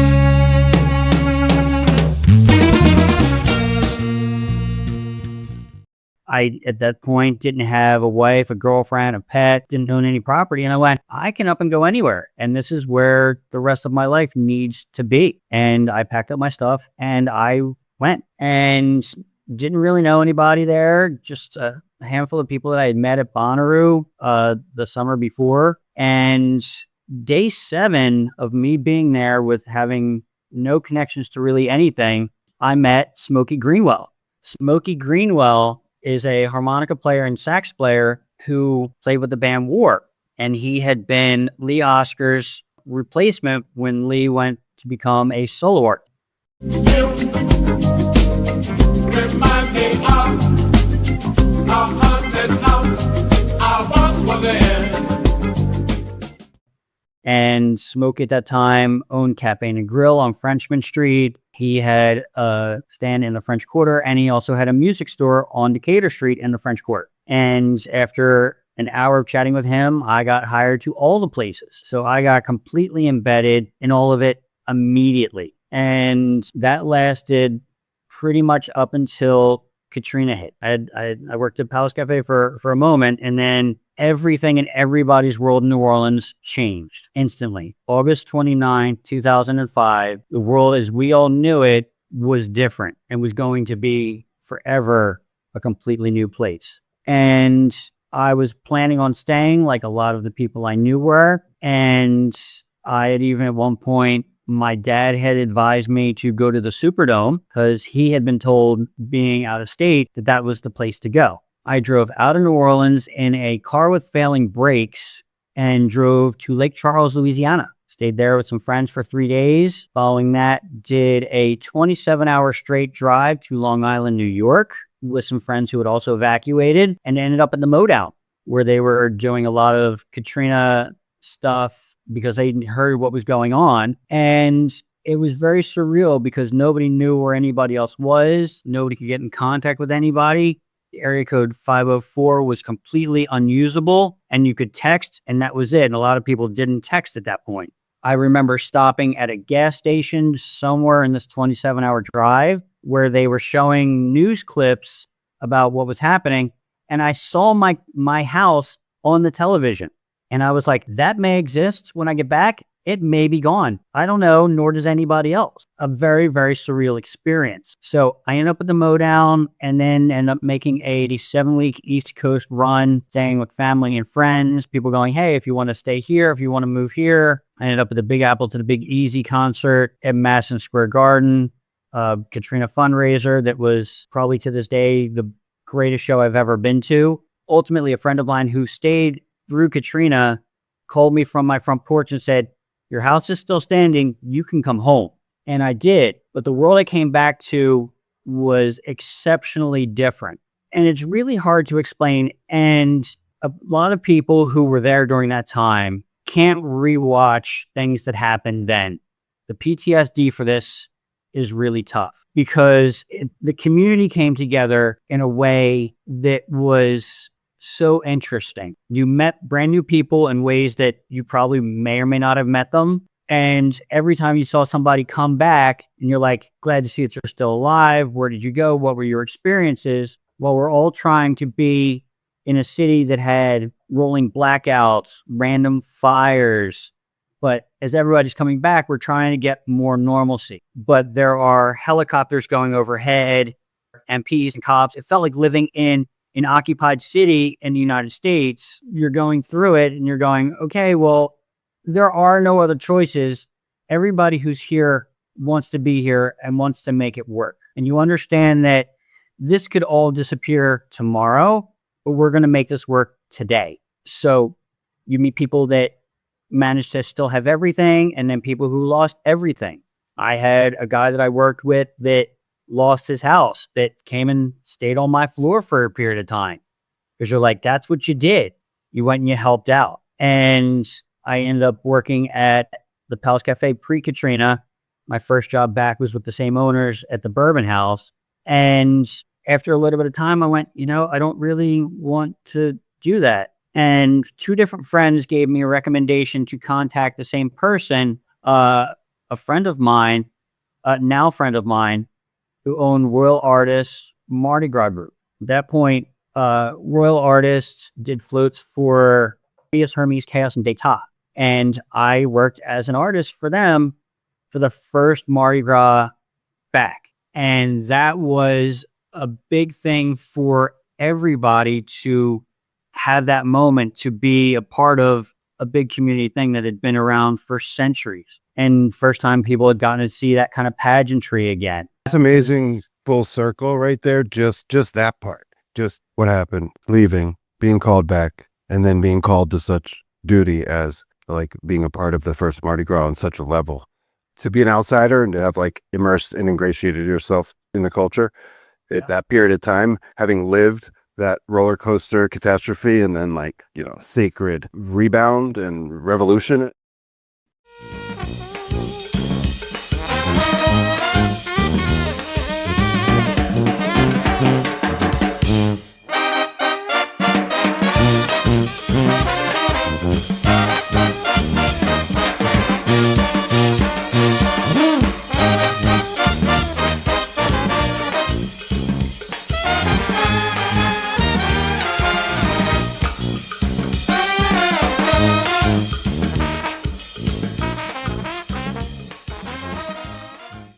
You ended up at the Blue Nile. We love Jesse Page. He's been on the show. The box office is fucking named after you, pardon my language, which goes to show the impact you had on that sacred room. Just talk a little bit about your experience there, and then we'll bounce to OZ after that. Yeah, Blue Nile, was, and will be my home. Blue Nile, it was the first venue I ever went to on Frenchman Street. I remember the day I walked in there. I remember my friend Allie tending bar. She's now passed on. But I knew instantly, and I had met Jesse within the first couple of weeks of being back, post-Katrina. And it was just like an instant connection. But he didn't have a job for me right then and there. But just from being around, and a spot kind of opened up for me to being the host and the face of the Blue Nile, which I held with exceptional pride of being a part of that. I mean, it was the best crew. We had the best bands come through.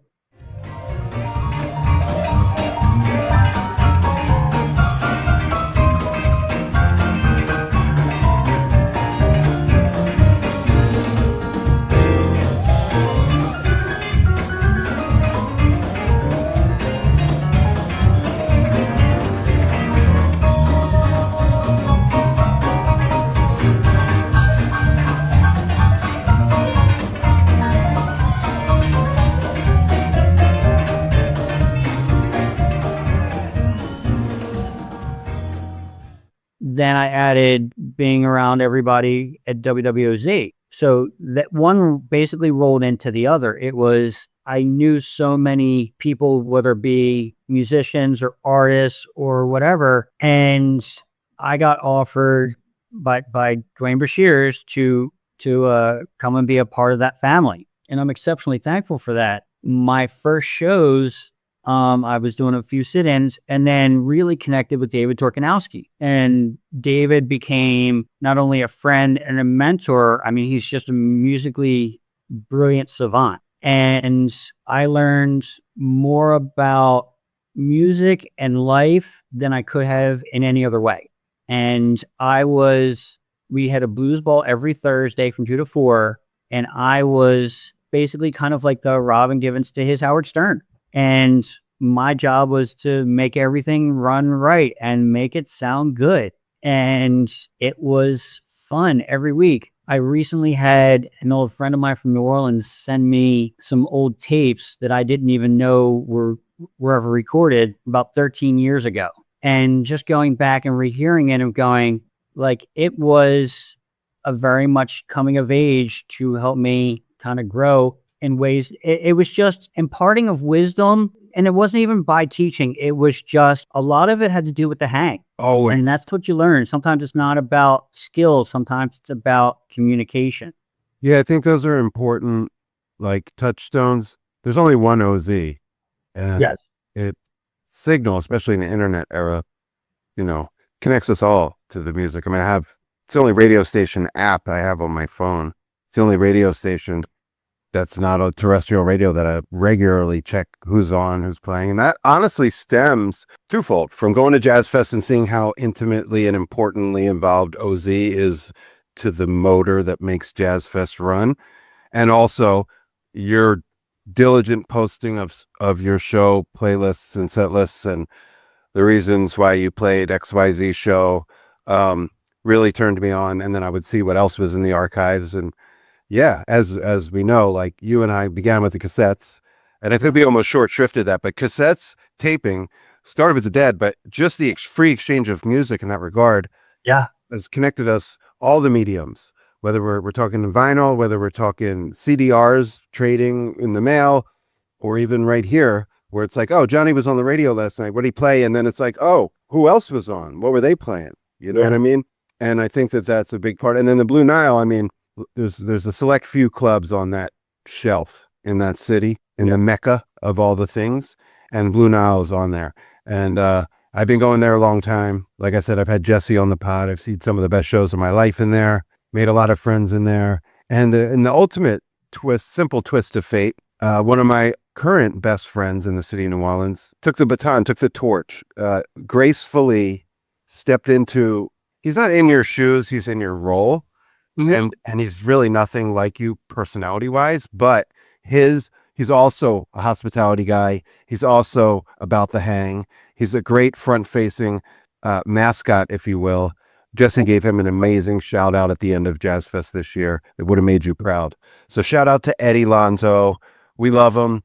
And he's in the Johnny Woodstock box office on a nightly basis, doing you proud. So we want to show him some love, and he didn't necessarily take your spot in OZ, but you know, another Upful Life podcast alumnus, Derek Freeman of Soul Brass Band, Smoker's World. He has a great show. I hope great show. On Derek's first radio broadcast on OZ, he had me come in and engineer that show for him. So one last thing that I want to say about OZ that I feel is important. So on my first Mardi Gras, as a visitor, there was a moment I was listening to the DJ that was playing that morning of Mardi Gras morning, and something that was said that was so unbelievably amazing to me that it made me want to be incredibly involved. And Mardi Gras Day and the parades are going by straight down St. Charles, and I can hear them from where I was staying. And the DJ said, open up your windows, open up your doors. There's music everywhere. Just walk outside and be a part of it and be happy. That's it. It's nothing more than that. This is the beat all end all. And to be a part of the fabric of that was incredibly important. I got to do a Mardi Gras Day show and say those lines to the audience a decade later. What an honor. And another full circle journey from the new guy to Mardi Gras Day. I've been listening to you talk about how you fell in love with the city of New Orleans, with the culture. You found an amazing job, 2 jobs, relationships, connections, really found yourself there. But we're talking to you from Dallas, and you said there, you know, you've been open about it. I mentioned it in the intro. You moved to Dallas after getting married and having a child. So can you talk about that happening in New Orleans, like finding your partner, Tiffany, and then this sort of like evolution of you and having a family? And having found my home in New Orleans, I ended up finding my love additionally. And I had met Tiffany Vollmer through Mike Dillon. Was a great friend of both of ours from different times in our lives. And Mike is an astounding percussionist, tabla player, vibe. He's been on the show. He's I know. I listened to that podcast and it was astounding. I mean, he's really, honestly, one of the nicest human beings I've ever met in my entire almost 52 years of life. 7 a.m. at the Jazz Fest.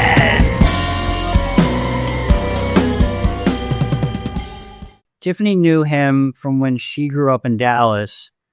She had previously dated a guy from the band 10 Hands that Mike had been in. And that year, Mike was living right down the street at Checkpoint Charlie's. He and Jesse Page had become super close, both being percussionists. And out of the 2 weeks, Mike had, I think, 9 or 10 gigs, either in the main hall or on the balcony. And so Tiffany just kept showing up.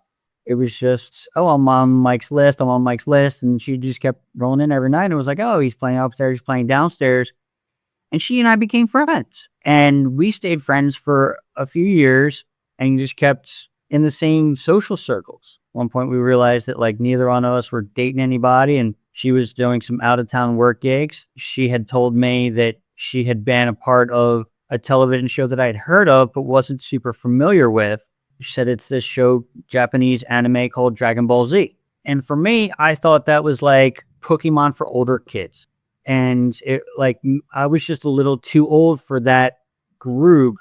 And she was like, yeah, I have fans and I've been in movies, video games, I have action figures, but she also did movies and production commercials. A lot of people knew me in New Orleans for my work at the Blue Nile, at WWOZ. I worked for Craig Tracy, the professional body painter on Royal Street. So I had fans. So we became not fans of each other's work. We became fans of each other. And that's what made all the difference. And it was very much like an instant connection. And we really kind of decided to take a serious swing at it as a couple. Right before Mardi Gras that year, our first date was at Snug Harbor with James Singleton Quartet. Our second date was Mom's Ball. And we go, if we can make it through this, probably anything else. The second big test was Jazz Fest. It worked, and we were able to navigate the couple weeks of insanity that is Jazz Fest.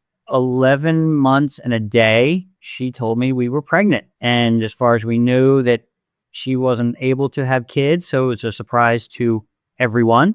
And we were both super thankful. We went, okay, well, we've now known what it's like to be individuals and then what it's like to be a couple. And now we get to find out what it's like to be parents. And we had to figure out how to integrate the lives that we had and go, how do you do this with a small child and make it work and do what's best for everybody and for the family and to still be involved in the community. And those were all very important things to all of us. So on September 5th of 2015, Mariella was born and became an original Uptown roller. I love it. I was going to say, just like the Big Cheap. Yeah. Way uptown. Yeah. I love it. That's good roots to have. I really love how you took us through the different stages of courtship and partnership and how you moved through that phase, and it just everything came naturally and you were blessed with this surprise that changed all your lives. And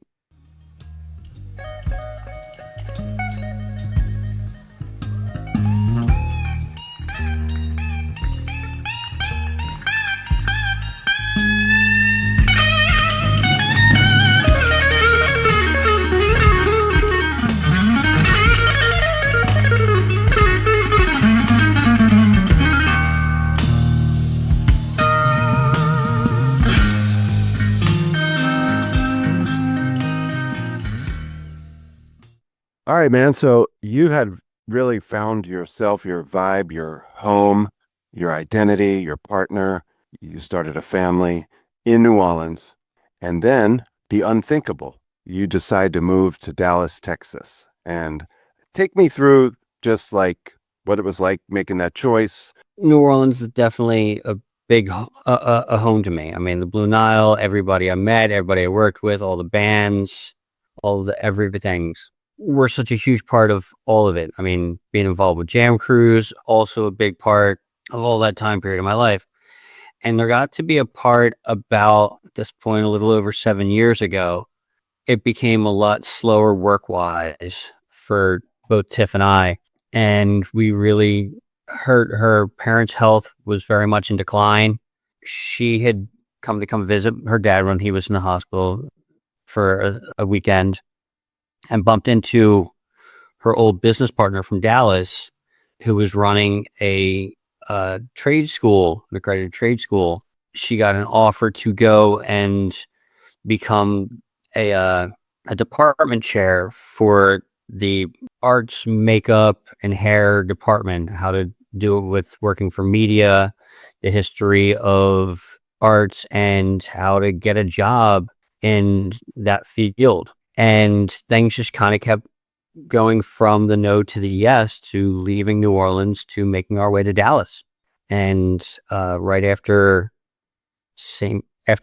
Mardi Gras 8 years ago, that we made that decision from the no to the yes and came to Dallas. And for me, she grew up here, and for me, I really didn't know anybody. And for the first 6 months, I didn't really do much other than watch Ella, because she was 3 years old at that point, and she was not old enough to get into school. And then my first job here was at a place called Deep LMR Company, and run by some jam cruisers, John and Carrie LaRue. And the first show that was there that I saw was Mike Dillon versus the New Bohemians. And Mike Dillon has been such an influential part throughout multiple periods of my life. One of the standout things that he'd said to me that night was, he goes, "This place is very much like the Blue Nile, but instead of getting brass bands, you get bluegrass." I had that job up until COVID hit. You come to trying to figure out how to reestablish yourself in a brand new city with not knowing a whole lot of people, and trying to figure out and get involved in the community. Luckily, right after everything kind of started to slowly get up and moving, I went to go see the Golden Dawn Arkestra at the first inside show at the Granada Theater. It's about 4 years ago. That's Topaz thing, right? That is. Topaz and I had known each other for decades, including a breakfast show and the last night of Jazz Fests years and years back. And Topaz actually introduced me to Mike and Julia Schroeder, who own the Granada. And right after I got in with the Granada, the then backstage manager, now GM, David Pippin, was involved with KNON Radio. And he suggested that I come and co-host with him for a little bit, and then ultimately ended up with my own show, doing a weekly New Orleans radio show. And it gave me the ability to, for 2 hours a week, get to play all of our friends' music and really get to talk about New Orleans and really still be a part of it as much as I could, even though I'm in a completely different state. Wednesday from 10 to noon. Originally, it was on a Tuesday night. And after about a year and a half of being there, Mariella would come and either during the summers or days when she didn't have school, she would come and be in the studio with me. And with that, she, instead of just playing on her phone or doing whatever, playing games, I would have her announce songs or back announce if it was something we had just played. And she got asked by the DJ Bonnie, who does Blues for Bonnie, the same time I'm on the FM side, and interviewed Mariella on her blues show. The station manager, Dave Chaos, heard the interview, stopped me in the hallway, and asked me if my daughter likes music. So I opted to not give a smart aleck answer and said, "Yes, Dave, yes, she does." And then he followed up with "Do you think that she would like her own radio show?" I said, "Yes, Dave, I think that she would." And she had to fill an application, do a job interview, get trained, just like every other DJ, responsible for her pledge drive and membership stuff. So, and that she has now become the youngest programmer in America. Apple doesn't fall far from the tree. So as crazy as it sounds, it's really not that crazy, because it's your kid, it's Tiff's kid, and grew up around music, grew up on radio. It's only natural. As a matter of fact, we're lucky in this moment to have none other than Mariella chilling. And she's been kind enough to offer to say a few things to the audience. And we've never had a kid, let alone a, renowned radio host her age, come on the show. So why don't we invite Mariella Woodstock? Step right on up. Let's have a few words with the next generation. Come with me and you'll be in a world of pure imagination. Take a look and you'll see into your imagination. What a treat right now. We get to speak with Johnny and Tiffany's daughter, Mariella. Now you might think, wow, you're having this young girl on the show, but I'll have my listeners know Mariella is a professional. She's been doing this for a while. And I've been waiting to talk to her because Johnny's been telling the world about Mariella, and now we get to hear from her directly. So thank you for making some time in your busy life. Welcome to the show, Mariella. Well, thank you for having me. I'm really excited. excited. Me too. So I wanted to just get a little information for our listeners so they know who they're talking to. I want to know a little bit about you on the radio. First of all, how old are you and when did you start doing radio shows? I'm 9 and I started about a year ago when I was 8. I'm also almost 10. You're almost 10. When's your birthday? Actually next week. Well, happy early birthday. And you'll be 10 by the time this comes out. So you've been doing it since you're 8. How did you decide I want to be a radio DJ as a kid? Because like there's lots of adults that do it, but very few kids, certainly your age. I'm curious how you found your way to the microphone. Well, my dad's been, he said this already, but he's been doing it since he was 12. And so I've just grown up being comfortable in a studio, if that makes sense. It definitely makes sense. And you beat him by 4 years, which you can always, tell him for the rest of the time.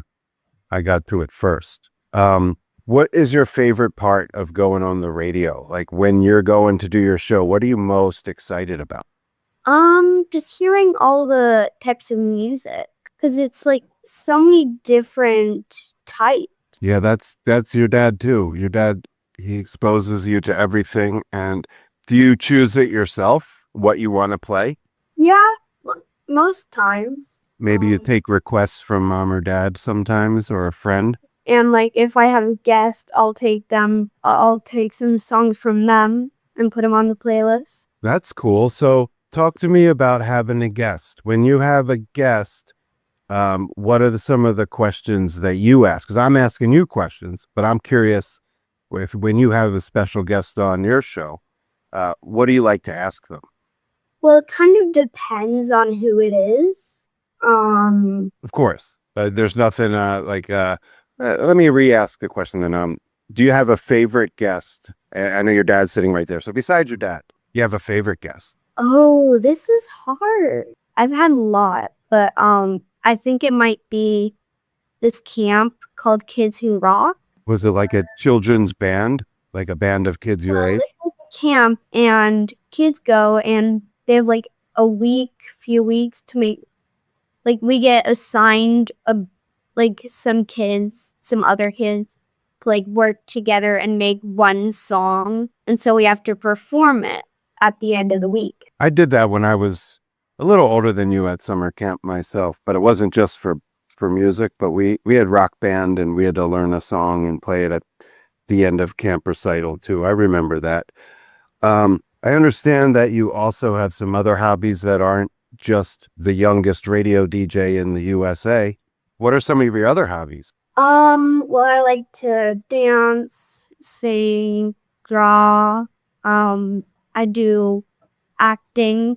I love to read, and just basically anything creative. You're definitely your parents' kid, because they're two of the most creative people I know, and in the arts of all kinds. And so you're a combination of both. I love that. You mentioned acting.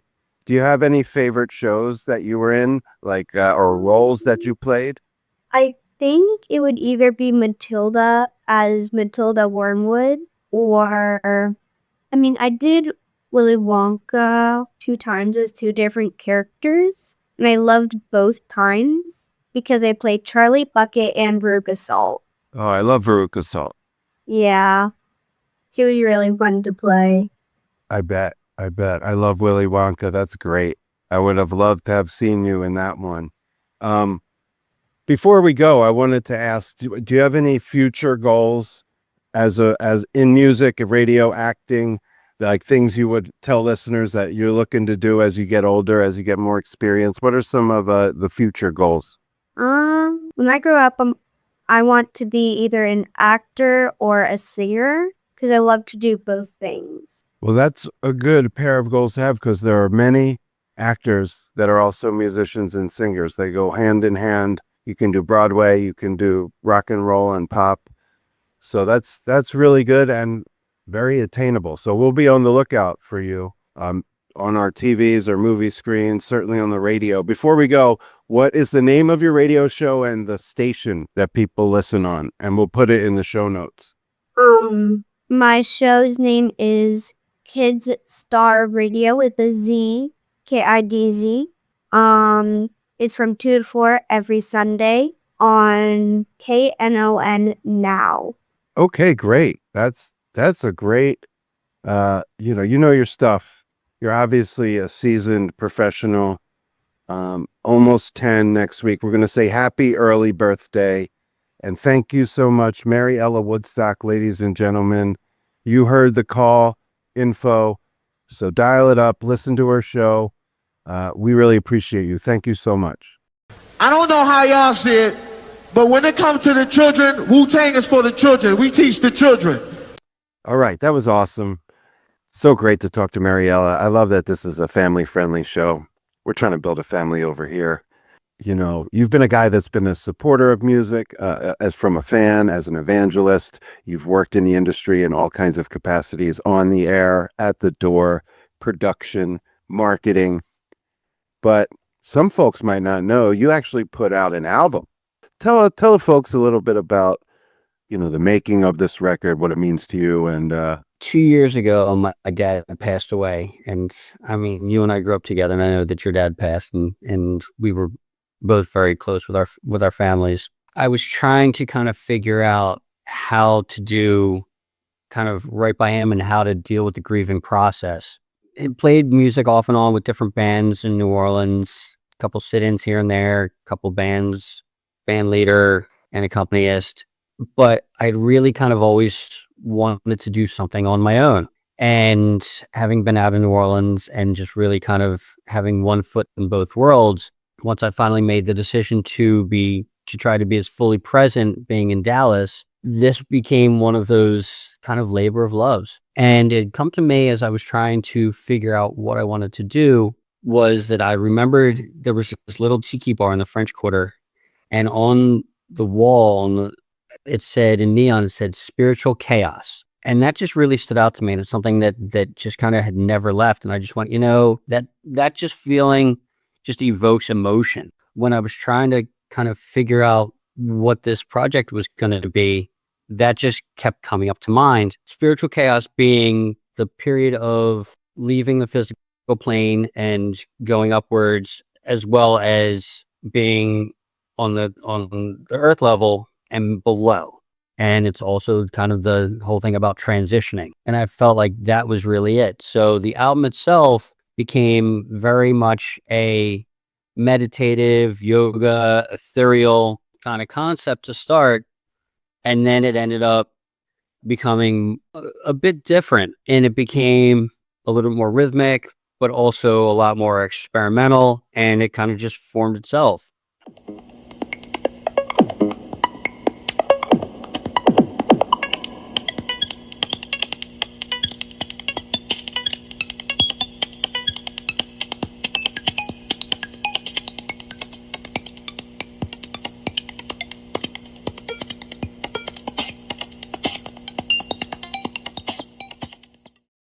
You're about to celebrate your 10-year wedding anniversary with a huge trip to Vegas, wrestling, fish, Dragon Ball Z. Tell me what's on tap for you and Tiff. Yeah, it's going to be incredible. We celebrate our 10-year anniversary on April 20th on 4/20. And as she said, we're going out to Vegas to go celebrate.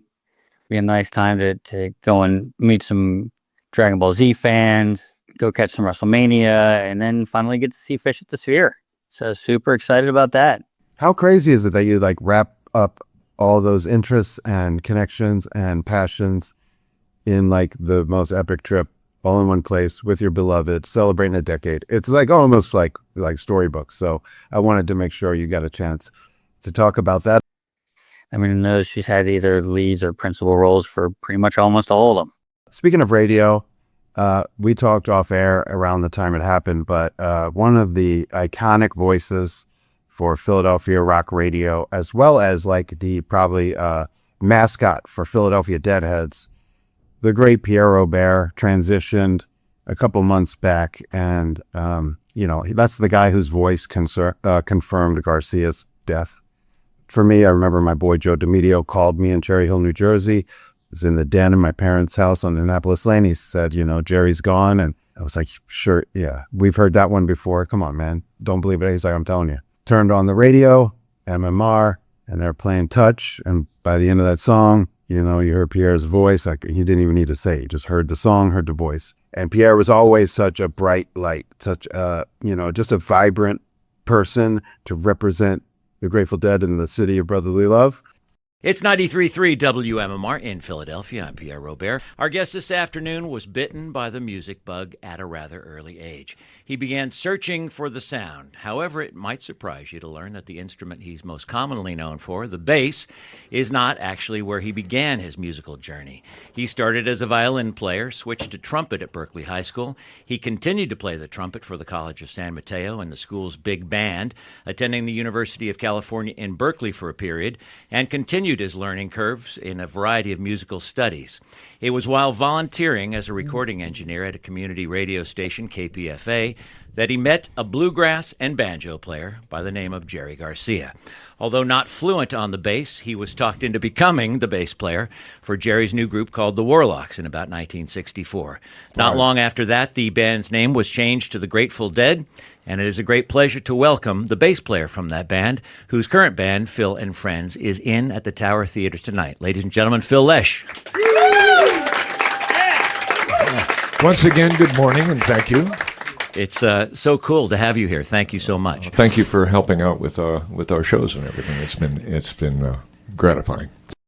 And I know he means infinitely more to you than he did to me. So I wanted to give you an opportunity to just expound on the impact, the loss, the legacy of Pierre Robert. And I wrote this little thing on November 4th of 2025 that I feel like still holds very, very true. So what I had written was, Pierre Robert, sometimes inspiration happens that we are so embedded in your DNA that you don't really catch them until you see them in life's rearview mirror. As a daily voice that I heard in my formative years on WMMR in Philadelphia. He was a celebrity programmer that turned me and a tri-state listening audience onto some of the sounds that shaped exactly who we are. He was the person that told me and thousands of others on August 9th, 1995, that Jerry Garcia had passed away. Like many that night, I went to Woodstock Trading Company on Route 70 in Cherry Hill in New Jersey, went to drum, mourn, and celebrate all things Grateful Dead. That was the night that I would decide that I needed to work there, and the catalyst that changed the trajectory of my life. I've gone on to meet Pierre multiple times over the decades at Woodstock Trading Company. It was there on my birthday, different lawn concerts, local shows, multiple events and fundraisers. He was always kind and encouraging. And after moving to New Orleans, I kind of borrowed his mannerisms for WWOZ radio for decades, showing pride in my station and local events. Recently, I've shown pictures to my daughter of Pierre Robert, and she tells me that we look like we could be related. The graying beard, the long hair, the glasses, and of course, the smile. This citizen shaped me as a person as well as my daughter in ways that are still being understood. To the man who explained that the Grateful Dead is the largest non-blood family in the world, including doctors, lawyers, and Indian chiefs. I hope that the four winds blow you safely home. As I visit the attics of my life, your portrait will always be draped in tie-dye. Peace and love to all citizens. It's 93.3 WMMR. On the line with us right now is Bob Weir. Good day to you, Bob. And you. And we welcome you to come to Philadelphia soon with the Dead, August 7th and 8th. In addition to that, the new release is We're Here, the best of Bob Weir. It's a 2 CD set, one of them in the studio. Second set is absolutely live, featuring Bob Weir in a variety of forms in his various bands. Kingfish, Bobby and the Midnights, work with Rob Wasserman, Rat Dog, and of course the Grateful Dead. Bob, in terms of putting the material together, there's so much that you have to choose from. I'm wondering if you can actually remember a certain live version of any given song or a particular studio version that you'd want to include in such an anthology. Well, actually, I pay a guy to do that. For that, we also have to thank the cowboy Bob Weir himself, who not 2 months after Pierre also transitioned to the Great Gig in the Sky. And, I got the opportunity to celebrate his life here in San Francisco by day in the city and at night at the Warfield, and wrote about that on Live for Live Music. It was really an honor to do that. And this weekend, the Unbroken Chain celebration comes to San Francisco with Graham Lesch's thing at the Fillmore. So it's just like really a lot, not that there's never Grateful Dead on the brain, but I think from GD60, really back to Phil's passing, GD60, and then Bobby's passing, there's just been such a resurgence of the roots of this whole thing for us. And so, I wanted to give you an opportunity, just like we did for Pierre, as sort of like a parting shot to reflect on the cowboy, guru, shaman, the ace, the youngster. I mean, he's got like 18 nicknames, and they all work. So for Bob Weir, I met him in January 2011 on Jam Cruise 9, and I said, thank you. It is tough to say anything more to a man who has heard almost everything. He was performing with the late and great Rob Wasserman and Jay Lane and Scaring the Children. His life, music, and philanthropy helped create my life. I saw him play with Jerry Garcia and the Grateful Dead in 1994 and 95. If there was no Bob Weir or Grateful Dead, there would be no me. The ripple effect cascaded through most aspects of my life. In death as in life, all I can say is thank you.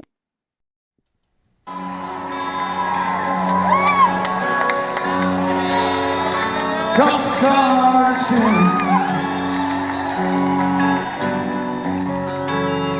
You held me swinging to and fro.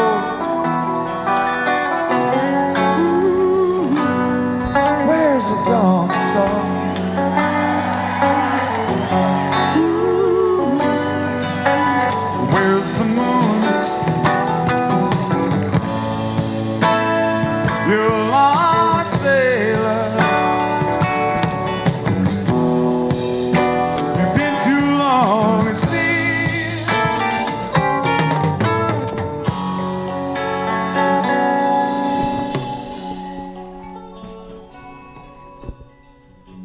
Yes, indeedy. Wanted to say thank you to everybody tuning in and to my guests, John Speice and Johnny Woodstock.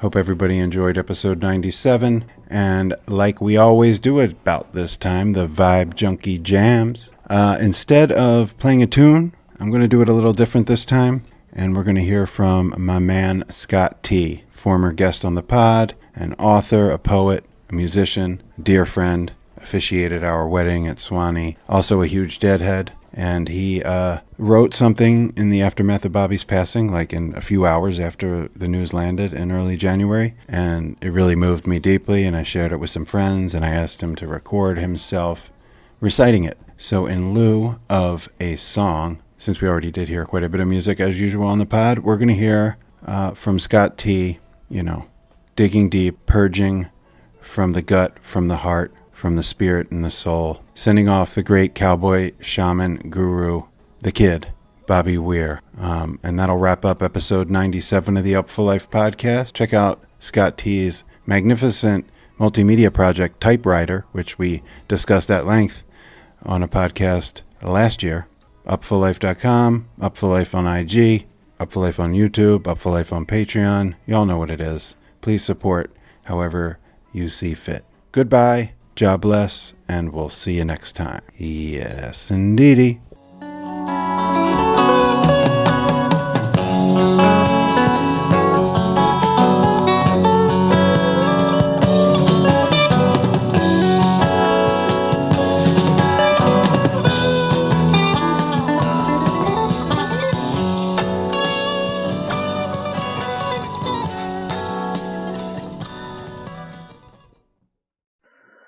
Well, we're here, another one done gone on. Not to sell Phil short, as a deadhead my feelings of affiliation and connection are to the gestalt, and not the individual band members, but Bobby passing brought on a greater magnitude of feeling. Specifically in the lower part of my skull and my shoulders. When I heard he died, I got goosebumps there for like 2 whole minutes. Maybe that's how in your face he was. His insistence on singing songs he maybe could have let others sing, and the sheer number of times I beheld him. And, Phil didn't tour around much, so. When a great artist passes on, it means different things to different people. I typically struggle with just spewing blanket sadness. Frankly, The news of Bobby's passing mostly prompted me to reflect on the beauty of him and excited me. Excited for him to leap into the great mystery of what awaits us beyond boundary dissolution, and excited by what an amazing spirit ally he will be to any future artist to dare to join him and others in the pantheon of artistic greatness and integrity. One of the first times I saw Bobby was Further in Orlando, 2008 maybe, 2009. I was probably 19. He sang a version of When I Paint My Masterpiece that knocked my fucking socks off. Still walked over smiling and fist bumped him when the song was over. The very first time I saw Bobby was at WAMI 2008, which was my first time at the Spirit of Asmani Music Park. I went to WAMI because I saw a flyer in Gainesville, probably at Tim and Terry's, and wanted to see Bob Weir. Bonus points for Levon Helm and Mofro being on the bill too. I was clueless to everything else, including the makeup of the Allman Brothers, who wouldn't play that weekend, so it was the WAMI Family Jam, which Bob Weir sat in on. I went with a new buddy I'd made in Gainesville, and he quickly kind of weirded me out, so I spent most of my time befriending and hanging out with hilarious older men who were quick to fuel my sparking interest in the great music that was being played all weekend. I drank beer, whiskey, and smoked lots of weed. No psychedelics were consumed. I specifically remember being totally awed by the way Bob Weir sometimes moved his body as he struck the guitar or stepped to the microphone. It mesmerized me. I'd never seen a person wield every cell of their being toward communicating through song like that. I recall when he sang the second verse of All Along the Watchtower. I felt very strange, and I felt like I was inside of a dream. I'm talking intense deja vu compounded by strange hyper-fidelity phenomena happening in my visual cortex. It seemed like Bob wasn't real.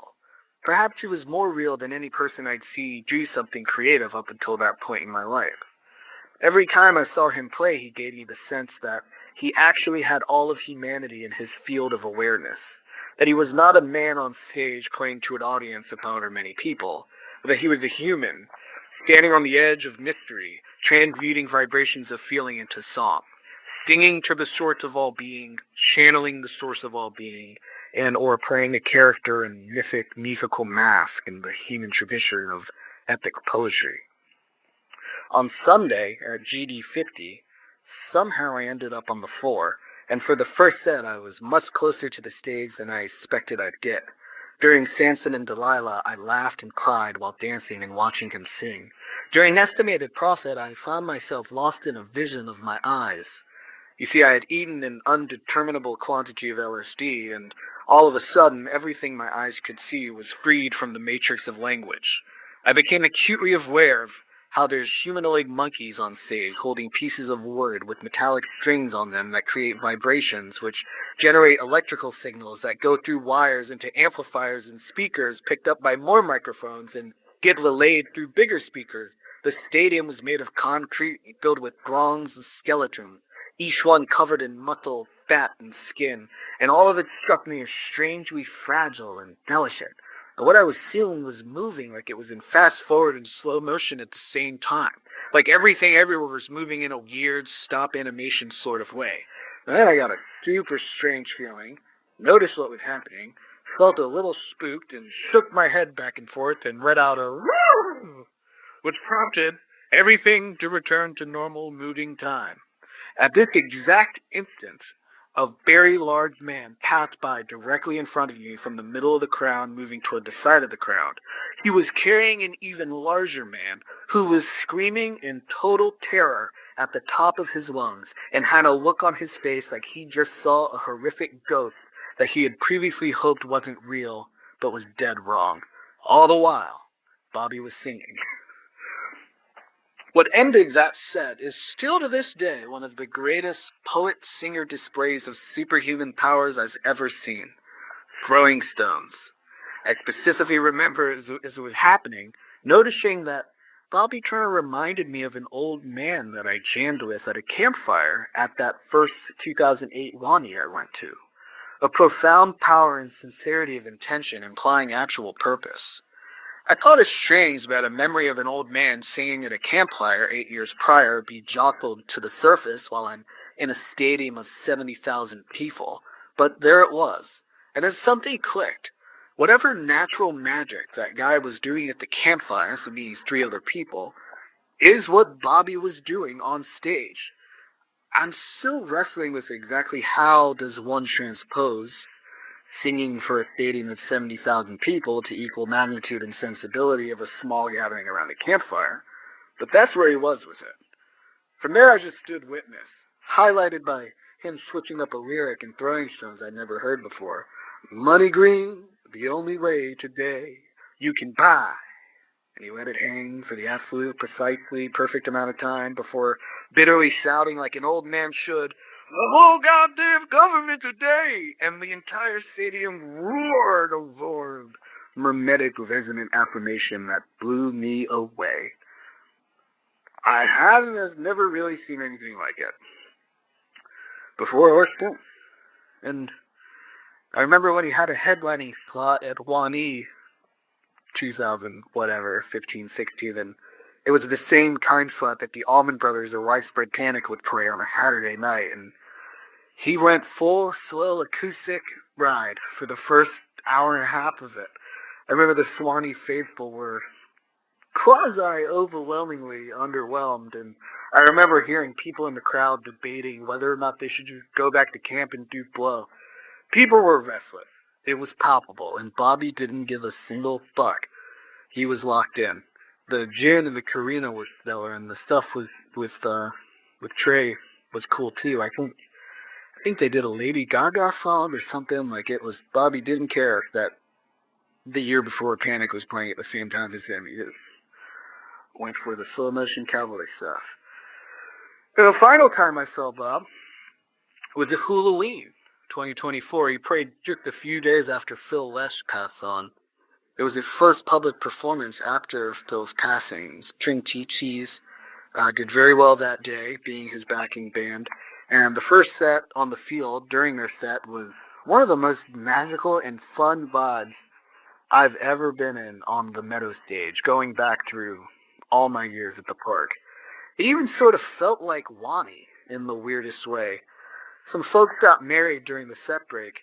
People were laughing and crying people were laughing and carrying on all over the place. And Bob sounded fantastic. When he sang Box for Rain, you could kind of hear it in his voice. He was doing that thing only the greatest of poet singers can do while feeling the upper realms of humanity's depth where joyousness and sorrow beautifully fuse together. It can be damn near impossible to speak or make any sound. To speak through it is a major human feat, and to sing through it is a powerful and ancient practice. And you could hear it in Bob's voice. He was getting hit with it, and he sang out. It was beautiful. Those are some fond Bob Weir memories, and perhaps not even to mention that the first gem on the string of what's the central mystery to my life happened with him performing music. In the interview, Bobby says about the connection between the Grateful Dead and their fans. The quote is, "We're not related through blood, but we're related through shared experience that has depth far beyond what most families have." This really reminds me of a quote that the matriarch of the Spirit of the Swanee Music Park, Jean Cornett, is credited to have said, "A community is more than a place on the map. It is a place of spirit. It is a place of ideas and thoughtful action. A place where the preservation of culture and heritage is the responsibility of each citizen." If it wasn't for Bob Weir, I don't think I would have gone to that 2008 JOHNNY. And who the fuck knows where or what I would be now. I like to think I would have ended up going to the Spirit of the Swanee some other way, but who really knows? What I do know is that because Bob Weir played at JOHNNY 2008, I went to the Spirit of the Swanee Music Park. And the Spirit of the Swanee Music Park is my spiritual homeland. It's where I would like to conceive a child. It's where I would like to die. It's where I would like to have my ashes scattered. It's where I laughed the hardest, been the most terrified, had the best orgasm, had the worst hemorrhoids, felt the greatest camaraderie with people I greatly admire, have had the most difficult conversations with people I love, have learned which parts of myself to let go and which parts to vitalize, have felt the most connected to loved ones who have passed on, and where I've had the most profound, direct, mysterious experiences of the felt presence of what I could only describe as the actual spirit. And somehow, for some reason, Bob's existence had this profound positive effect on my life, and I'm not alone. He has had a profound positive effect on many people's lives.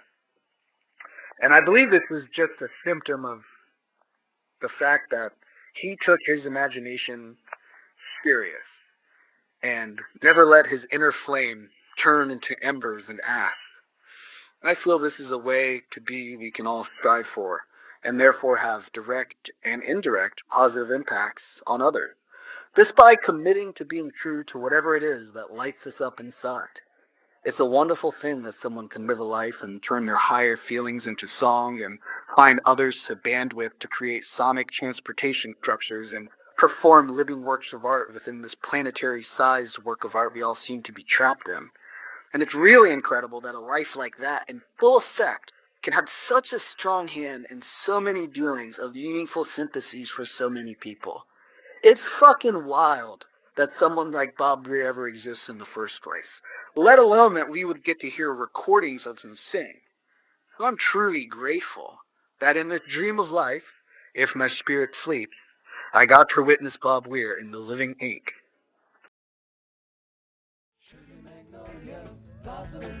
More fun than a frog in a glass of milk. And when I'm going through pistachios, opening pistachios, the hard to open ones, I don't bother with them anymore. When I was 15, I thought it would be a terribly romantic thing to do, to run away and be a cowboy. I shoveled a lot of stalls.